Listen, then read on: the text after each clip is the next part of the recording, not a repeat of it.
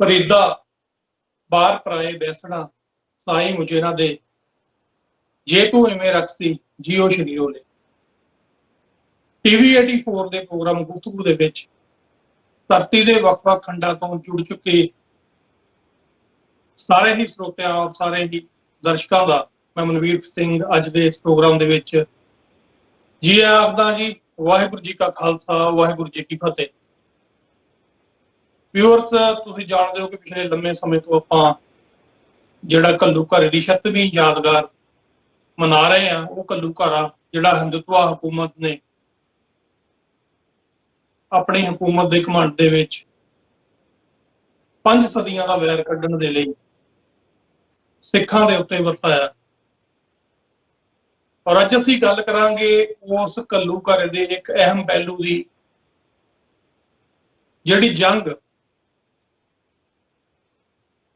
ਗੁਰੂ ਦੇ ਲਾਲਾਂ ਨੇ ਉਸ ਭਾਰਤੀ ਹਕੂਮਤ ਨੂੰ ਤੇ ਉਹਦੀਆਂ ਸਹਿਯੋਗੀ ਦੋ ਹੋਰ ਨਿਊਕਲੀਅਰ ਪਾਵਰਸ ਉਹਨਾਂ ਦੇ ਖਿਲਾਫ ਉਹਨਾਂ ਨੂੰ ਦਿੱਤੀ। ਉਸ ਜੰਗ ਦਾ ਜਿਹੜਾ ਸਾਰਾ ਹਾਲ ਹੈ ਉਹਦੇ ਬਾਰੇ ਅੱਜ ਗੱਲ ਕਰਾਂਗੇ ਵਿਊਅਰਸ। ਭਾਰਤ ਸਰਕਾਰ ਵੱਲੋਂ ਇਸ ਜੰਗ ਨੂੰ ਆਪਰੇਸ਼ਨ ਦਾ ਨਾਮ ਦਿੱਤਾ ਗਿਆ। ਆਪਰੇਸ਼ਨ ਤੇ ਜੰਗ ਦੇ ਵਿੱਚ ਕੀ ਫਰਕ ਹੁੰਦਾ, ਅੱਜ ਅਸੀਂ ਉਹਦੀ ਬਾਤ ਪਾਵਾਂਗੇ ਔਰ ਦੱਸਾਂਗੇ ਕਿ ਚਮਕੌਰ ਦੀ ਗੜੀ ਦਾ ਇਤਿਹਾਸ ਜਿਹੜਾ ਗੁਰੂ ਦੇ ਲਾਲਾਂ ਨੇ ਦੁਹਰਾਇਆ ਉਹ ਕਿਸ ਤਰ੍ਹਾਂ ਦਾ ਸੀ। ਔਰ ਅੱਜ ਇਸ ਸਾਰੀ ਗੱਲਬਾਤ ਦੇ ਲਈ ਸਾਡੇ ਨਾਲ ਜੁੜੇ ਨੇ ਡਾਕਟਰ ਸੁਖਪ੍ਰੀਤ ਸਿੰਘ ਜੀ ਉਦੋਕੇ, ਹਿਸਟੋਰੀਅਨ।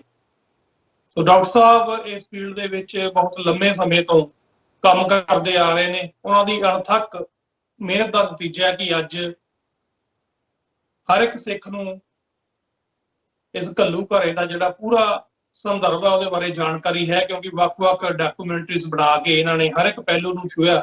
ਔਰ ਅੱਜ ਇਹਨਾਂ ਦੇ ਨਾਲ ਜਿਹੜੀ ਅਸੀਂ ਗੱਲ ਆ ਉਸ ਪਹਿਲੂ ਦੇ ਉੱਤੇ ਕਰਾਂਗੇ ਕਿ ਜਿਹੜੀ ਅਸਾਮੀ ਜੰਗ ਸਿੱਖਾਂ ਨੇ ਦਿੱਤੀ ਹੈ ਉਹਦਾ ਹਾਲ ਕੀ ਸੀ। ਸੋ ਅਸੀਂ ਸਵਾਗਤ ਕਰਦੇ ਹਾਂ ਜੀ ਡਾਕਟਰ ਸਾਹਿਬ ਦਾ। ਜੀ ਆਇਆਂ ਆਪਣੇ ਪ੍ਰੋਗਰਾਮ ਦੇ ਵਿੱਚ। ਡਾਕਟਰ ਸਾਹਿਬ, ਵਾਹਿਗੁਰੂ ਜੀ ਕਾ ਖਾਲਸਾ, ਵਾਹਿਗੁਰੂ ਜੀ ਕੀ ਫਤਿਹ। ਹਾਂਜੀ ਵੀਰ ਜੀ, ਮੇਰੇ ਵੱਲੋਂ ਟੀਵੀ 84 ਤੇ ਸਾਰੇ ਹੀ ਦਰਸ਼ਕਾਂ ਨੂੰ ਵਾਹਿਗੁਰੂ ਜੀ ਕਾ ਖਾਲਸਾ, ਵਾਹਿਗੁਰੂ ਜੀ ਕੀ ਫਤਿਹ। ਡਾਕਟਰ ਸਾਹਿਬ, ਜਦੋਂ ਗੱਲ ਅਸੀਂ ਕਰਦੇ ਹਾਂ ਤੀਜੇ ਵੱਡੇ ਘੱਲੂਘਾਰੇ ਦੀ, ਜਿਹਦੀ ਅੱਜ ਅਸੀਂ 36ਵੀਂ ਯਾਦਗਾਰ ਮਨਾ ਰਹੇ ਹਾਂ, as a Sikh activist, as a Sikh historian, ਤੁਹਾਡਾ ਜਿਹੜਾ ਮੁੱਢਲਾ ਨਜ਼ਰੀਆ ਕੀ ਹੈ ਇਸ ਜੰਗ ਬਾਰੇ ਜੀ? ਵੇਖੋ ਵੀਰ ਜੀ, ਪਹਿਲੀ ਗੱਲ ਤਾਂ ਇਹ ਹੈ ਕਿ ਜਦੋਂ ਅਸੀਂ ਮੁੱਢਲੇ ਨਜ਼ਰੀਏ ਦੀ ਗੱਲ ਕਰਦੇ ਹਾਂ ਤਾਂ ਸਾਡੇ ਸਾਹਮਣੇ ਸਭ ਤੋਂ ਪਹਿਲਾਂ ਹੁੰਦੇ ਨੇ ਤੇ ਕਾਰਨ ਜਿਹੜੇ ਰਾਜਨੀਤਿਕ ਵੀ ਨੇ, ਆਰਥਿਕ ਵੀ ਨੇ, ਸਮਾਜਿਕ ਵੀ ਨੇ ਜੀ। ਪਰ ਜਦੋਂ ਅਸੀਂ ਕੌਮੀ ਇਤਿਹਾਸ ਦੇ ਮੱਦੇਨਜ਼ਰ ਕਿ ਜਿਹੜਾ ਸਾਡਾ ਇਤਿਹਾਸਕ ਪਿਛੋਕੜ ਹੈ ਜੀ, ਜਦੋਂ ਉਹਦੇ ਮੱਦੇਨਜ਼ਰ ਅਸੀਂ ਅੱਜ ਦੇ ਨਜ਼ਰੀਏ ਪ੍ਰਤੀ ਗੱਲ ਕਰਦੇ ਹਾਂ ਤਾਂ ਮੈਨੂੰ ਇੰਝ ਲੱਗਦਾ ਕਿ ਇਹ ਜਿਹੜੀ ਅਸਾਮੀ ਜੰਗ, ਜਿਹਨੂੰ ਅਸੀਂ ਅਨਬੈਲੈਂਸਡ ਵਾਰ ਕਹਿ ਸਕਦੇ ਹਾਂ, ਇਸ ਸਦੀ ਦੀ ਇੱਕ ਇਵੇਂ ਦਾ ਇਤਿਹਾਸ ਸਿਰਜਣ ਦੇ ਵਿੱਚ ਸਹਾਈ ਹੋਈ ਹੈ ਕਿ ਤੁਸੀਂ ਸਮੁੱਚੇ ਇਸ ਸਦੀ ਦੇ ਇਤਿਹਾਸ ਦੇ ਵਿੱਚੋਂ ਜਿਹੜੇ ਇਸ ਜੰਗ ਦੇ ਨਾਇਕ ਨੇ, ਚਾਹੇ ਉਹ ਸੰਤ ਜਰਨੈਲ ਸਿੰਘ ਨੇ, ਚਾਹੇ ਜਨਰਲ ਸ਼ਬੇਗ ਸਿੰਘ ਨੇ, ਚਾਹੇ ਭਾਈ ਅਮਰੀਕ ਸਿੰਘ ਨੇ, ਮੈਂ ਸੋਚਦਾ ਕਿ ਹਿੰਦੁਸਤਾਨ ਦੀ ਗੱਲ ਛੱਡ ਦਈਏ, ਭਾਰਤ ਦੀ ਗੱਲ ਛੱਡ ਦਈਏ, ਮਤਲਬ ਕਿ ਇੱਕ ਸਦੀ ਦੇ ਅੰਤਰਰਾਸ਼ਟਰੀ ਇਤਿਹਾਸ ਦੇ ਵਿੱਚੋਂ ਵੀ ਇਸ ਜੰਗ ਦੇ ਜਿਹੜੇ ਨਾਇਕ ਨੇ ਉਹਨਾਂ ਨੂੰ ਮਨਫੀ ਕਰਕੇ ਨਹੀਂ ਵੇਖਿਆ ਜਾ ਸਕਦਾ। ਜੀ ਅਸੀਂ ਇਹਦੀ ਮਤਲਬ ਕਿ ਇਹਦੀ ਜਿਹੜਾ ਇਹਦਾ ਕਹਿ ਸਕਦੇ ਹੋ ਕਿ ਇਹਦਾ ਇੰਪੈਕਟ ਜਿਹੜਾ ਆਲ ਓਵਰ ਜਿਹੜਾ ਅੰਤਰਰਾਸ਼ਟਰੀ ਪੱਧਰ ਦੇ ਉੱਪਰ ਪਿਆ ਹੈ, ਤਾਂ ਇਹਨਾਂ ਨਾਇਕਾਂ ਨੂੰ ਤੁਸੀਂ ਸਮੁੱਚੇ ਵਿਸ਼ਵ ਦੇ ਇਤਿਹਾਸ ਦੇ ਵਿੱਚੋਂ ਮਨਫੀ ਨਹੀਂ ਕਰ ਸਕਦੇ। ਜੀ ਬਿਲਕੁਲ। ਤੇ ਜੇ ਅਸੀਂ ਡਾਕਟਰ ਸਾਹਿਬ ਇਸ ਜੰਗ ਦੇ ਜਿਹੜੇ ਕਾਰਨ ਨੇ ਉਹਨਾਂ ਵੱਲ ਵੇਖਦੇ ਹਾਂ ਤਾਂ ਇਸ ਜੰਗ ਦਾ ਜਿਹੜਾ ਇਤਿਹਾਸ ਹੈ ਉਹ ਕਿੱਥੋਂ ਜਿਹੜਾ ਇਹ ਜੰਗ ਜਿਹੜੀ ਆ ਪ੍ਰੇਰਿਤ ਹੋਈ ਹੈ, ਹਿੰਦੁਸਤਾਨ ਨੂੰ ਇਹ ਕਿੱਥੋਂ ਪ੍ਰੇਰਨਾ ਮਿਲੀ ਹੈ ਕਿ ਸਿੱਖਾਂ ਦੇ ਸਭ ਤੋਂ ਮੁਕੱਦਸ ਸਥਾਨ ਦੇ ਉੱਤੇ, ਅਕਾਲ ਦੇ ਤਖਤ ਦੇ ਉੱਤੇ ਉਹਨਾਂ ਨੇ ਜਿਹੜੀ ਇਹ ਟੈਂਕ ਚਾੜਨ ਦੀ ਜਿਹੜੀ ਆ ਇਹ ਕੋਸ਼ਿਸ਼ ਜਿਹੜੀ ਉਹ ਕੀਤੀ ਹੈ? ਜੀ ਪਹਿਲੀ ਗੱਲ ਤਾਂ ਇਹ ਮੈਂ ਸੋਚਦਾ ਕਿ ਜਦੋਂ ਅਸੀਂ ਇਤਿਹਾਸਕ ਪਿਛੋਕੜ ਦੇ ਵਿੱਚ ਵੇਖਦੇ ਹਾਂ ਤਾਂ ਜਿਹੜੀ ਮੀਰੀ ਔਰ ਪੀਰੀ ਦੇ ਸੰਕਲਪ ਦੇ ਰੂਪ ਦੇ ਵਿੱਚ ਅਕਾਲ ਤਖਤ ਸਾਹਿਬ ਦਾ ਪ੍ਰਗਟ ਹੋਣਾ, ਇਹ ਆਪਣੇ ਆਪ ਹੀ ਜਿਹੜੇ ਤਖਤ ਦੁਨੀਆ ਦੇ ਘਾਣ ਦੇ ਉੱਪਰ ਸਿਰਜੇ ਜਾਂਦੇ ਨੇ, ਉਹਨਾਂ ਦੇ ਪ੍ਰਤੀ ਇੱਕ ਬਹੁਤ ਵੱਡੀ ਵੰਗਾਰ ਹੈ ਅਕਾਲ ਤਖਤ ਸਾਹਿਬ ਦਾ ਪ੍ਰਗਟ ਹੋਣਾ। ਤੇ ਜਦੋਂ ਅਸੀਂ ਇਸ ਹਕੂਮਤ ਦੇ ਨਜ਼ਰੀਏ ਦੇ ਵਿੱਚ ਵੇਖਦੇ ਹਾਂ ਤਾਂ ਪਿਛਲੇ ਸਮਿਆਂ ਦੇ ਵਿੱਚ ਜਿਹੜੀ ਪਿਛਲੀ ਇੱਕ ਸਦੀ ਦੇ ਵਿੱਚ ਜੋ ਕੁਝ ਵਾਪਰਿਆ ਤੇ ਉਹਦੇ ਵਿੱਚ ਸਿੱਖਾਂ ਦੇ ਨਾਲ ਜਿੰਨੇ ਵੀ ਵਿਸਾਖਾਤ ਹੋਏ ਨੇ, ਜਿਸ ਤਰ੍ਹਾਂ ਦੇ ਨਾਲ ਸਿੱਖਾਂ ਨੇ ਦੇਸ਼ ਦੀ ਆਜ਼ਾਦੀ ਦੇ ਵਾਸਤੇ ਪਾਣੀ ਵਾਂਗ ਆਪਣਾ ਖੂਨ ਡੋਲਿਆ, ਉਸ ਤੋਂ ਬਾਅਦ ਜਦੋਂ ਸੂਬੇਬੰਦੀ ਹੋਈ ਹੈ ਤਾਂ ਜਿਸ ਤਰ੍ਹਾਂ ਦੇ ਨਾਲ ਆਪਣੀ ਬੋਲੀ ਦਾ ਸੂਬਾ ਲੈਣ ਦੇ ਵਾਸਤੇ ਵੀ ਜਿਹੜਾ ਬਾਅਦ ਚ ਅਧੂਰਾ ਮਿਲਿਆ, ਉਹਦੇ ਵਾਸਤੇ ਵੀ ਸਿੱਖਾਂ ਨੂੰ ਖੂਨ ਡੋਲਣਾ ਪਿਆ। ਜਿਸ ਤਰ੍ਹਾਂ ਦੇ ਨਾਲ ਪੰਜਾਬ ਦਾ ਜਿਹੜਾ ਪਾਣੀ ਸੀਗਾ ਉਹਨੂੰ ਬਾਕੀ ਸੂਬਿਆਂ ਨੂੰ ਦਿੱਤਾ ਗਿਆ, ਜਿਸ ਤਰ੍ਹਾਂ ਦੇ ਨਾਲ ਅੰਤਰਰਾਸ਼ਟਰੀ ਪਾਣੀ ਦੀ ਵੰਡ ਦੇ ਕਾਨੂੰਨਾਂ ਦੀ ਉਲੰਘਣਾ ਕੀਤੀ ਗਈ, ਔਰ ਜਿਸ ਤਰ੍ਹਾਂ ਦੇ ਨਾਲ ਖਾਸ ਕਰਕੇ ਸਿੱਖਾਂ ਦੇ ਧਾਰਮਿਕ ਅਕੀਦੇ ਦੇ ਵਿੱਚ ਦਖਲ ਅੰਦਾਜ਼ੀ ਕਰਨ ਵਾਲੀਆਂ ਧਿਰਾਂ, ਚਾਹੇ ਉਹ ਨਰਕਧਾਰੀ ਸੀ ਚਾਹੇ ਕੋਈ ਹੋਰ ਦੇਹਧਾਰੀ ਗੁਰੂਆਂ ਸੀ, ਜਿਸ ਤਰ੍ਹਾਂ ਦੇ ਨਾਲ ਹਕੂਮਤ ਦੇ ਵੱਲੋਂ ਉਹਨਾਂ ਨੂੰ ਸ਼ਹਿ ਦਿੱਤੀ ਗਈ, ਉਸ ਸ਼ਹਿ ਦੇ ਪ੍ਰਤੀ ਜਾਂ ਸਿੱਖਾਂ ਦੇ ਨਾਲ ਹੋਈਆਂ ਧੱਕੇਸ਼ਾਹੀਆਂ ਦੇ ਪ੍ਰਤੀ ਕੁਦਰਤੀ ਹੈ ਕਿ ਆਵਾਜ਼ ਜਿਹੜੀ ਹੈ ਉਹ ਅਕਾਲ ਦੇ ਤਖਤ ਤੋਂ ਹੀ ਉੱਠਣੀ ਸੀ। ਤਾਂ ਸੋ ਕੁਦਰਤੀ ਮੈਂ ਸੋਚਦਾ ਹਾਂ ਕਿ ਇਹ ਜਿਹੜਾ ਅਕਾਲ ਤਖਤ ਸਾਹਿਬ ਦੇ ਉੱਪਰ ਜਿਹੜਾ ਹਮਲਾ ਹੈ, ਇਹ ਦੁਨਿਆਵੀ ਹਕੂਮਤ ਦੇ ਵੱਲੋਂ ਉਸ ਅਕਾਲ ਤਖਤ ਸਾਹਿਬ ਦੀ ਅਜ਼ਮਤ ਨੂੰ ਦਬਾਉਣ ਦੇ ਵਾਸਤੇ ਸੀ। ਸੋ ਹੱਕ ਔਰ ਸੱਚ ਦੀ ਆਵਾਜ਼ ਨੇ ਪੈਦਾ ਹੋਣਾ ਹੈ। ਜੀ ਬਿਲਕੁਲ। ਸੋ ਡਾਕਟਰ ਸਾਹਿਬ, ਜਦੋਂ ਆਪਾਂ ਇਸ ਜਿਹੜੇ ਜੰਗ ਦੇ ਫਿਰ ਉਹ ਦ੍ਰਿਸ਼ ਨੇ ਉਹਨਾਂ ਵੱਲ ਜ਼ਰੂਰ ਜਾਵਾਂਗੇ, ਕਿਉਂਕਿ ਬਹੁਤ ਸਾਰੀ ਇਸ ਘੱਲੂਘਾਰੇ ਦੇ ਉੱਤੇ ਗੱਲ ਹੋ ਰਹੀ ਹੈ, ਪਰ ਅਸੀਂ ਚਾਹੁੰਦੇ ਸੀ ਕੋਈ ਐਸੀ ਆਵਾਜ਼ ਸਾਡੇ ਕੋਲ ਹੋਵੇ, ਕੋਈ ਐਸਾ ਸ਼ਖਸ ਹੋਵੇ ਜਿਹੜਾ ਇਸ ਸਾਰੇ ਘਟਨਾਕ੍ਰਮ ਨੂੰ, ਜਿਵੇਂ ਤੁਸੀਂ ਆਪਣੇ ਡਾਕੂਮੈਂਟਰੀ ਦੇ ਵਿੱਚ ਵੀ ਜਿਹੜਾ ਬਿਆਨ ਕੀਤਾ, ਕਿਉਂਕਿ ਤੁਹਾਨੂੰ ਪੂਰੀ ਜਾਣਕਾਰੀ ਹੈ ਕਿਵੇਂ ਦੇ ਮੋਰਚੇ ਸਨ, ਕਿਹੜੇ ਦਿਨ ਕੀ ਹੋਇਆ, ਉਹ ਸਾਰੀ ਗੱਲਬਾਤ ਜਿਹੜੀ ਅੱਜ ਅਸੀਂ ਸਪੈਸ਼ਲੀ ਜਿਹੜੇ ਸਾਡੇ ਸਿੰਘ ਉੱਥੇ ਲੜ ਰਹੇ ਸਨ, ਜਿਨ੍ਹਾਂ ਨੇ ਸ਼ਹੀਦੀਆਂ ਪਾਈਆਂ, ਉਹਨਾਂ ਬਾਰੇ ਜਿਹੜੀ ਆ ਗੱਲ ਕਰਾਂਗੇ। ਉਹ ਤੋਂ ਪਹਿਲਾਂ ਮੈਂ ਇੱਕ ਥੋੜਾ ਜਿਹਾ ਤੁਹਾਡੇ ਕੋਲ ਪੁੱਛਣਾ ਚਾਹੁੰਦਾ, ਕਿਉਂਕਿ ਤੁਸੀਂ ਉਸ ਧਰਤੀ ਤੇ ਹੋ ਇਸ ਵਕਤ, ਔਰ ਉਸ ਸਿੱਖ ਹੋਮਲੈਂਡ ਦੇ ਉੱਤੇ ਜਿਹੜਾ ਅੱਜ ਦਾ ਜਿਹੜਾ ਮੰਜ਼ਰ ਆ ਪੇਸ਼ ਕੀਤਾ ਜਾ ਰਿਹਾ, ਜਿਵੇਂ ਹੁਣੇ ਖਬਰ ਜਿਹੜੀ ਆ ਥੋੜੀ ਦੇਰ ਪਹਿਲਾਂ ਫਲੈਸ਼ ਹੋਈ ਆ ਕਿ ਉੱਥੇ ਕਿਰਪਾਨ ਦੇ ਉੱਤੇ ਵੀ ਪਾਬੰਦੀ ਉਸ ਸ਼ਹਿਰ ਦੇ ਵਿੱਚ ਲਾ ਦਿੱਤੀ ਗਈ ਆ, ਭਾਵੇਂ ਕਿ ਪਹਿਲਾਂ ਧਾਰਾ 144 ਵੀ ਲਾਈ ਗਈ ਸੀ, ਲੋਕਡਾਊਨ ਨੂੰ ਜਾਣ ਬੁੱਝ ਕੇ ਜਿਹੜਾ 8 ਜੂਨ ਤੱਕ ਕੀਤਾ ਗਿਆ। ਪਰ ਇਹ ਜਿਹੜਾ ਔਰ ਇੱਥੇ ਜ਼ਿਕਰਯੋਗ ਹੈ ਕਿ ਦਰਬਾਰ ਸਾਹਿਬ ਕੰਪਲੈਕਸ ਦੇ ਜਿਹੜੇ ਸਾਰੇ ਦਰਵਾਜ਼ੇ ਨੇ ਉਹ ਬੰਦ ਕਰ ਦਿੱਤੇ ਗਏ, ਸਿਰਫ ਇੱਕ ਦਰਵਾਜ਼ਾ ਜਿਹੜਾ ਖੁੱਲਾ ਰੱਖਿਆ ਗਿਆ, ਔਰ ਉਹਦੇ ਤੇ ਵੀ ਬੜੀ ਭਾਰੀ ਫੋਰਸ ਤਾਇਨਾਤ ਹੈ, ਔਰ ਤਲਾਸ਼ੀ ਲੈ ਕੇ ਸੰਗਤ ਨੂੰ ਅੰਦਰ ਜਾਣ ਦਿੱਤਾ ਜਾ ਰਿਹਾ। ਔਰ ਇਹ ਜਿਹੜੀ ਘਟਨਾ ਹੁਣ ਵਾਪਰੀ ਹੈ ਕਿ ਕਿਰਪਾਨ ਦੇ ਉੱਤੇ ਹੀ ਪਾਬੰਦੀ ਲਾ ਦਿੱਤੀ ਗਈ ਹੈ, ਉਹ ਵੀ ਸਾਡੇ ਉਸ ਸਥਾਨ ਦੇ ਉੱਤੇ ਜਿੱਥੋਂ ਕਿਰਪਾਨ ਦੀ ਸਾਨੂੰ ਜਿਹੜੀ ਆ ਮੀਰੀ ਪੀਰੀ ਦਾ ਸੰਕਲਪ ਹੀ ਉੱਥੋਂ ਮਿਲਦਾ, ਔਰ ਉੱਥੇ ਇੱਕ ਸਿੱਖ ਨੂੰ ਹੀ ਜਿਹੜਾ ਉਹ ਕਿਰਪਾਨ ਤੇ ਪਾਬੰਦੀ ਲਾ ਦੇਣਾ, ਇਹਦੇ ਬਾਰੇ ਜ਼ਰੂਰ ਦੱਸੋ ਜੀ। ਵੇਖੋ ਵੀ ਜੀ, ਪਹਿਲੀ ਗੱਲ ਹੈ ਕਿ ਹਰ ਸਾਲ ਜਿਹੜੀਆਂ ਨੇ ਸਿੱਖ ਸੰਸਥਾਵਾਂ ਜਿਹੜੀਆਂ ਨੇ ਜਾਂ ਸਿੱਖ ਜਥੇਬੰਦੀਆਂ ਨੇ ਜਾਂ ਜਿੰਨੇ ਵੀ ਐਕਟਿਵਿਸਟ ਨੇ, ਤਕਰੀਬਨ ਕੋਈ ਐਸਾ ਸਾਲ ਨਹੀਂ ਹੈ ਜਦੋਂ ਉਹ ਇਸ ਘੱਲੂਘਾਰੇ ਦੀ ਯਾਦ ਨੂੰ ਨਹੀਂ ਮਨਾਉਂਦੇ। ਤੇ ਇਸ ਵਾਰੀ ਵੀ ਜੇ ਜਥੇਬੰਦੀਆਂ ਦੇ ਵੱਲੋਂ ਘੱਲੂਘਾਰੇ ਦੀ ਯਾਦ ਨੂੰ ਮਨਾਉਣ ਦੇ ਵਾਸਤੇ ਪ੍ਰੋਗਰਾਮ ਜਿਹੜਾ ਐਲਾਨਿਆ ਗਿਆ ਸੀ, ਉਹਦੇ ਵਿੱਚ ਬਕਾਇਦਾ ਦੁਨੀਆ ਦੇ ਵਿੱਚ ਜਿਹੜੀ ਫੈਲੀ ਹੋਈ ਮਹਾਂਮਾਰੀ ਆ ਉਹਨੂੰ ਮੱਦੇ ਨਜ਼ਰ ਰੱਖਿਆ ਗਿਆ ਸੀਗਾ ਕਿ ਸੋਸ਼ਲ ਡਿਸਟੈਂਸਿੰਗ ਬਣਾ ਕੇ ਰੱਖੀ ਜਾਵੇਗੀ, ਖਾਸ ਕਰਕੇ ਜ਼ਿਆਦਾ ਗੈਦਰਿੰਗ ਨਹੀਂ ਕੀਤੀ ਜਾਵੇਗੀ। ਉਹਦੇ ਬਾਵਜੂਦ ਵੀ ਮੈਂ ਸੋਚਦਾ ਕਿ ਜਿਸ ਤਰ੍ਹਾਂ ਦੇ ਨਾਲ ਸਰਕਾਰ ਨੇ ਇਹ ਵਤੀਰਾ ਅੱਜ ਅਪਣਾਇਆ, ਜਿਹੜੇ ਐਕਟੀਵਿਸਟ ਸੀਗੇ, ਜਿੰਨੇ ਵੀ ਐਕਟਿਵਿਸਟ ਸੀਗੇ ਥੋੜੇ ਬਹੁਤੇ, ਉਹਨਾਂ ਦੇ ਘਰਾਂ 'ਚ ਛਾਪੇਮਾਰੀ ਕਰਨੀ ਜਾਂ ਪੁਲਿਸ ਦੇ ਵੱਲੋਂ ਉਹਨਾਂ ਨੂੰ ਖਾਸ ਨਜ਼ਰ ਦੇ ਵਿੱਚ ਰੱਖਣਾ, ਜਾਂ ਉਸ ਤੋਂ ਬਾਅਦ ਹਰਿਮੰਦਰ ਸਾਹਿਬ ਦੇ ਅੰਦਰ ਕਿਰਪਾਨ ਜਿਹੜੀ ਆ ਉਹ ਨਾ ਲੈ ਕੇ ਜਾਣ ਦੇਣੀ। ਵੇਖੋ ਇਹਦੇ ਨਾਲ ਇੰਝ ਲੱਗਦਾ ਜਾਂ ਤਾਂ ਵੇਖੋ ਹਿੰਦੁਸਤਾਨ ਦੇ ਵਿੱਚ ਜਾਂ ਤਾਂ ਸਾਰੇ ਹੀ ਕਰੋਨਾ ਦੇ ਪ੍ਰਭਾਵ ਕਰਕੇ ਇੰਨੀ ਸਖਤੀ ਦੇ ਕਾਨੂੰਨ ਹੋਣ ਕਿ ਕਿਸੇ ਥਾਂ ਤੇ ਕੋਈ ਵੀ ਇਕੱਠਾ ਨਹੀਂ ਹੋ ਰਿਹਾ, ਪਰ ਜਦੋਂ ਹਰ ਥਾਵਾਂ ਦੇ ਉੱਪਰ ਲੋਕ ਇਕੱਠੇ ਹੋ ਰਹੇ ਨੇ, ਸਭ ਕੁਛ ਦੇਸ਼ ਦੇ ਵਿੱਚ ਵਾਪਰ ਰਿਹਾ ਹੈ, ਤੇ ਉਸ ਸਮੇਂ ਦੇ ਵਿੱਚ ਜੇਕਰ ਸਿੱਖ ਉਸ ਘੱਲੂਘਾਰੇ ਦੀ ਯਾਦ ਨੂੰ ਮਨਾਉਣ ਦੇ ਵਾਸਤੇ ਆਪਣੇ ਧਰਮ ਸਥਾਨ ਦੇ ਉੱਪਰ ਜਾਣਾ ਚਾਹੁੰਦੇ ਨੇ ਜਿੱਥੇ ਇੰਨੀ ਵੱਡੀ ਵਹਿਸ਼ੀਜਨਕ ਜਿਹੜੀ ਕਾਰਵਾਈ ਹੋਈ ਸੀ, ਤਾਂ ਮੇਰੇ ਖਿਆਲ ਦੇ ਨਾਲ ਕਿ ਇਹ ਸਰਕਾਰ ਦਾ ਇੱਕ ਬਹੁਤ ਗਲਤ ਨਜ਼ਰੀਆ ਬਹੁਤ ਕਿ ਇਸ ਤਰ੍ਹਾਂ ਦੇ ਨਾਲ ਜਿਹੜੇ ਸੰਸਥਾਵਾਂ ਜਾਂ ਜਿਹੜੇ ਵਿਅਕਤੀਗਤ ਤੌਰ ਤੇ ਸ਼ਾਂਤਮਈ ਤੌਰ ਤੇ ਉੱਥੇ ਸਿਰਫ ਆਪਣੇ ਸ਼ਹੀਦ ਵਿੱਚ ਸ਼ਾਮਲ ਹੋਣਾ ਚਾਹੁੰਦੇ ਨੇ, ਇਹਦੇ ਨਾਲ ਬਣਨ ਵੀ ਜੀ। ਸੋ ਡਾਕਟਰ ਸਾਹਿਬ, ਆਪਾਂ ਬਹੁਤ ਲੰਮੇ ਸਮੇਂ ਤੋਂ ਇਸ ਗੱਲ ਦੇ ਉੱਤੇ ਗੱਲ ਕਰਦੇ ਆ ਰਹੇ ਹਾਂ, ਵੱਖ-ਵੱਖ ਸ਼ਖਸੀਅਤਾਂ ਦੇ ਨਾਲ ਇਹਦਾ ਜਿਹੜਾ ਵਿਚਲਾ ਘਟਨਾਕ੍ਰਮ ਆ ਉਹਦੇ ਤੇ ਵੀ ਗੱਲ ਕੀਤੀ ਹੈ ਕਿ ਇਹਦੇ ਕਾਰਨ ਕੀ ਸੀ, ਤੁਸੀਂ ਵੀ ਬਾਖੂਬੀ ਦੱਸਿਆ ਉਹਨਾਂ ਬਾਰੇ। ਹੁਣ ਆਪਾਂ ਜਿਹੜੀ ਆਪਣੀ ਗੱਲ ਹੈ ਇੱਥੋਂ ਸ਼ੁਰੂ ਕਰਦੇ ਹਾਂ ਕਿ ਜਦੋਂ ਇਹ ਜਿਹੜੀ ਆਪਰੇਸ਼ਨ ਦੇ ਨਾਂ ਦੇ ਉੱਤੇ ਜਿਹੜੀ ਇੱਕ ਜੰਗ ਇਹ ਸਿੱਖਾਂ ਦੇ ਉੱਤੇ ਥੋਪੀ ਗਈ, ਉਹਦੀ ਸ਼ੁਰੂਆਤ ਤੁਸੀਂ ਕਿੱਥੋਂ ਵੇਖਦੇ ਹੋ? ਕਦੋਂ ਤੋਂ ਜਿੱਦਾਂ ਅਸੀਂ ਸੁਣਨ ਚ ਆਇਆ ਕਿ ਪੰਜਾਬ ਨੂੰ ਜਿਹੜਾ ਬਾਕੀ ਦੁਨੀਆ ਨਾਲੋਂ ਕੱਟ ਦਿੱਤਾ ਗਿਆ ਸੀ, ਉਹਦੇ ਰਸਤੇ ਕਮਿਊਨੀਕੇਸ਼ਨ ਮਿਲਟਰੀ ਜਿਹੜੀ ਪੰਜਾਬ ਦੇ ਵਿੱਚ ਲਾਈ ਗਈ ਭਾਰੀ ਪੱਧਰ ਦੇ ਉੱਤੇ। ਸੋ ਇਹ ਸਾਰਾ ਵਰਤਾਰਾ ਕਿਸ ਦਿਨ ਤੋਂ ਸ਼ੁਰੂ ਹੁੰਦਾ ਜੀ? ਵੈਸੇ ਤੇ ਵੀ ਜੀ 1 ਜੂਨ ਤੋਂ ਇਹ ਵਰਤਾਰਾ ਉਸ ਵੇਲੇ ਸ਼ੁਰੂ ਹੋ ਗਿਆ ਸੀਗਾ। ਜੇਕਰ ਤੁਸੀਂ ਜਿਹੜੀ ਕੁਲਦੀਪ ਬਰਾੜ ਦੀ ਕਿਤਾਬ ਆ ਆਪਰੇਸ਼ਨ ਬਲੂ ਸਟਾਰ ਏ ਟਰੂ ਸਟੋਰੀ ਜੀ, ਜਦੋਂ ਉਹਦੇ ਚ ਜ਼ਿਕਰ ਕਰਦਾ ਹੈ ਕਿ ਮਈ ਦੇ ਆਖਰੀ ਦਿਨ ਮੈਂ ਚੰਡੀ ਮੰਦਰ ਜਿਹੜਾ ਸੀਗਾ ਜਿਹੜਾ ਪੱਛਮੀ ਕਮਾਂਡ ਦਾ ਹੈੱਡਕੁਆਟਰ ਹੈ ਉੱਥੇ ਆ ਗਿਆ। ਤੇ ਇਹਦਾ ਮਤਲਬ ਹੈ ਕਿ ਬੇਸ਼ੱਕ CRPF ਦੇ ਵੱਲੋਂ 1 ਜੂਨ ਨੂੰ ਹਰਿਮੰਦਰ ਸਾਹਿਬ ਵੱਲ ਜਿਹੜੀ ਆ ਗੋਲਾਬਾਰੀ ਕੀਤੀ ਗਈ, ਪਰ ਜਿਹੜੀ ਫੌਜ ਹੈ ਉਹਦੀ ਜਿਹੜਾ ਕਹਿ ਸਕਦੇ ਹੋ ਕਿ ਜਿਹੜੀ ਤਿਆਰੀ ਹੈ ਉਹ ਪਹਿਲਾਂ ਹੋ ਚੁੱਕੀ ਸੀ CRPF ਤੋਂ ਵੀ।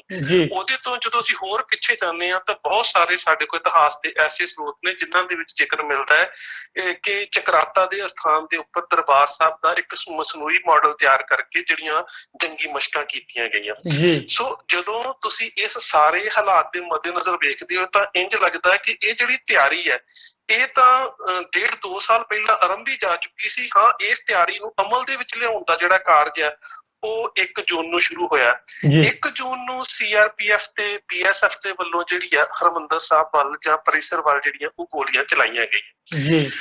ਤੁਸੀਂ ਇਹ ਵੇਖੋ ਕਿ 1 ਜੂਨ ਨੂੰ ਉਹ ਗੋਲੀਆਂ ਚਲਾਈਆਂ ਜਾਂਦੀਆਂ ਨੇ ਤੇ ਅੰਦਰੋਂ ਜਿਹੜੇ ਜਨਰਲ ਸ਼ਬੇਕ ਸਿੰਘ ਦੀਆਂ ਹਦਾਇਤਾਂ ਦੇ ਉੱਪਰ ਸਿੱਖਾਂ ਨੇ ਜਿਹੜੇ ਜੁਝਾਰੂ ਸਿੱਖ ਨੇ ਉਹਨਾਂ ਨੂੰ ਖਾਸ ਹਦਾਇਤਾਂ ਜਾਰੀ ਕੀਤੀਆਂ ਜਾਂਦੀਆਂ ਨੇ ਕਿ ਅੰਦਰੋਂ ਬਾਹਰ ਵੱਲ ਨੂੰ ਕੋਈ ਗੋਲੀ ਨਾ ਚਲਾਈ ਜਾਵੇ, ਕਿਉਂਕਿ ਉਹ ਸੋਚਦੇ ਨੇ ਕਿ ਇਹ ਗੋਲ ਫਾਇਰਿੰਗ ਇਸ ਕਰਕੇ ਹੋ ਰਹੀ ਹੈ ਕਿ ਸਾਡੀਆਂ ਜਿਹੜੀ ਮੋਰਚਿਆਂ ਦੀ ਸਥਿਤੀ ਔਰ ਹਥਿਆਰਾਂ ਦੀ ਜਿਹੜੀ ਕਿਸਮ ਹੈ ਉਹਦਾ ਪਤਾ ਲਾਉਣ ਵਾਸਤੇ ਇਹ ਸਰਕਾਰ ਦੇ ਵੱਲੋਂ ਗੋਲੀ ਚਲਾਈ ਜਾ ਰਹੀ ਹੈ, ਜਿਹੜੀ ਕਿ ਬਿਲਕੁਲ ਠੀਕ ਹੈ। ਕਿਉਂਕਿ ਇਸ ਗੱਲ ਨੂੰ ਫੌਜੀ ਜਰਨੈਲ ਵੀ ਆਪਣੀਆਂ ਕਿਤਾਬਾਂ 'ਚ ਮੰਨਦੇ ਨੇ ਕਿ ਸਾਡਾ ਉਸ ਦਿਨ ਜਿਹੜੀ ਗੋਲਾਬਾਰੀ ਕਰਨ ਦਾ ਮਕਸਦ ਸੀ ਕਿ ਸਾਨੂੰ ਉਹਨਾਂ ਦੇ ਮੋਰਚਿਆਂ ਦੀ ਸਥਿਤੀ ਔਰ ਉਹਨਾਂ ਦੇ ਹਥਿਆਰਾਂ ਦੀ ਕਿਸਮ ਦਾ ਪਤਾ ਲੱਗ ਸਕੇ। ਪਹਿਲੀ ਗੱਲ ਤੇ ਪਰ ਤੁਸੀਂ ਇਹ ਵੇਖੋ ਕਿ ਅੰਦਰੋਂ ਬੇਸ਼ੱਕ ਗੋਲਾਬਾਰੀ ਨਹੀਂ ਹੁੰਦੀ, ਪਰ ਉਸ ਦਿਨ ਦੇ ਵਿੱਚ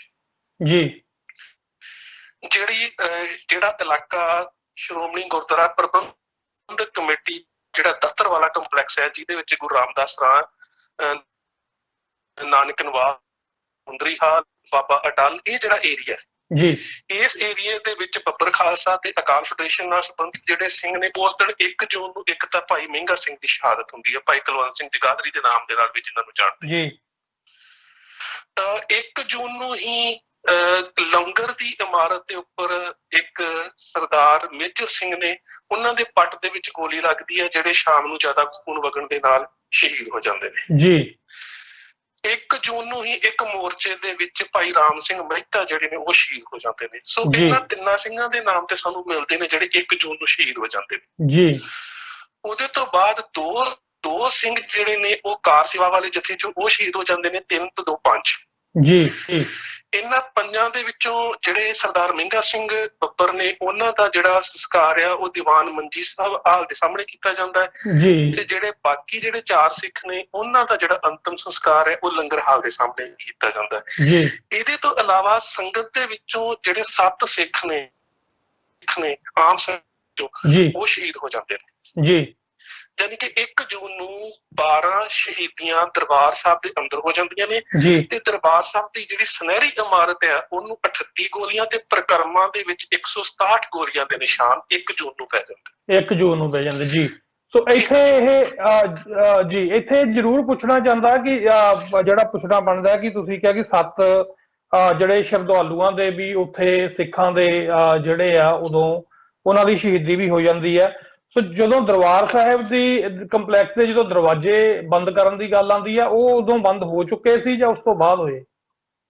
ਨਹੀਂ 1 ਜੂਨ ਨੂੰ ਦਰਵਾਜ਼ੇ ਬੰਦ ਨਹੀਂ ਹੋਏ ਕਿਉਂਕਿ 1 ਜੂਨ ਨੂੰ ਤਕਰੀਬਨ ਜਿਹੜੀ ਫਾਇਰਿੰਗ ਆ ਉਹ 7 ਘੰਟੇ ਲਗਾਤਾਰ ਫਾਇਰਿੰਗ ਹੁੰਦੀ ਰਹੀ ਹੈ, ਜਿਹੜੀ ਤਕਰੀਬਨ 11:40 ਤੇ ਸ਼ੁਰੂ ਹੋਈ ਤੇ ਸ਼ਾਮੀ 8:15 ਵਜੇ ਦੇ ਕਰੀਬ ਜਿਹੜੀ ਉਦੋਂ ਇਹ ਫਾਇਰਿੰਗ ਜਿਹੜੀ ਆ ਹੁੰਦੀ ਰਹੀ ਹੈ 1 ਜੂਨ ਲਗਾਤਾਰ।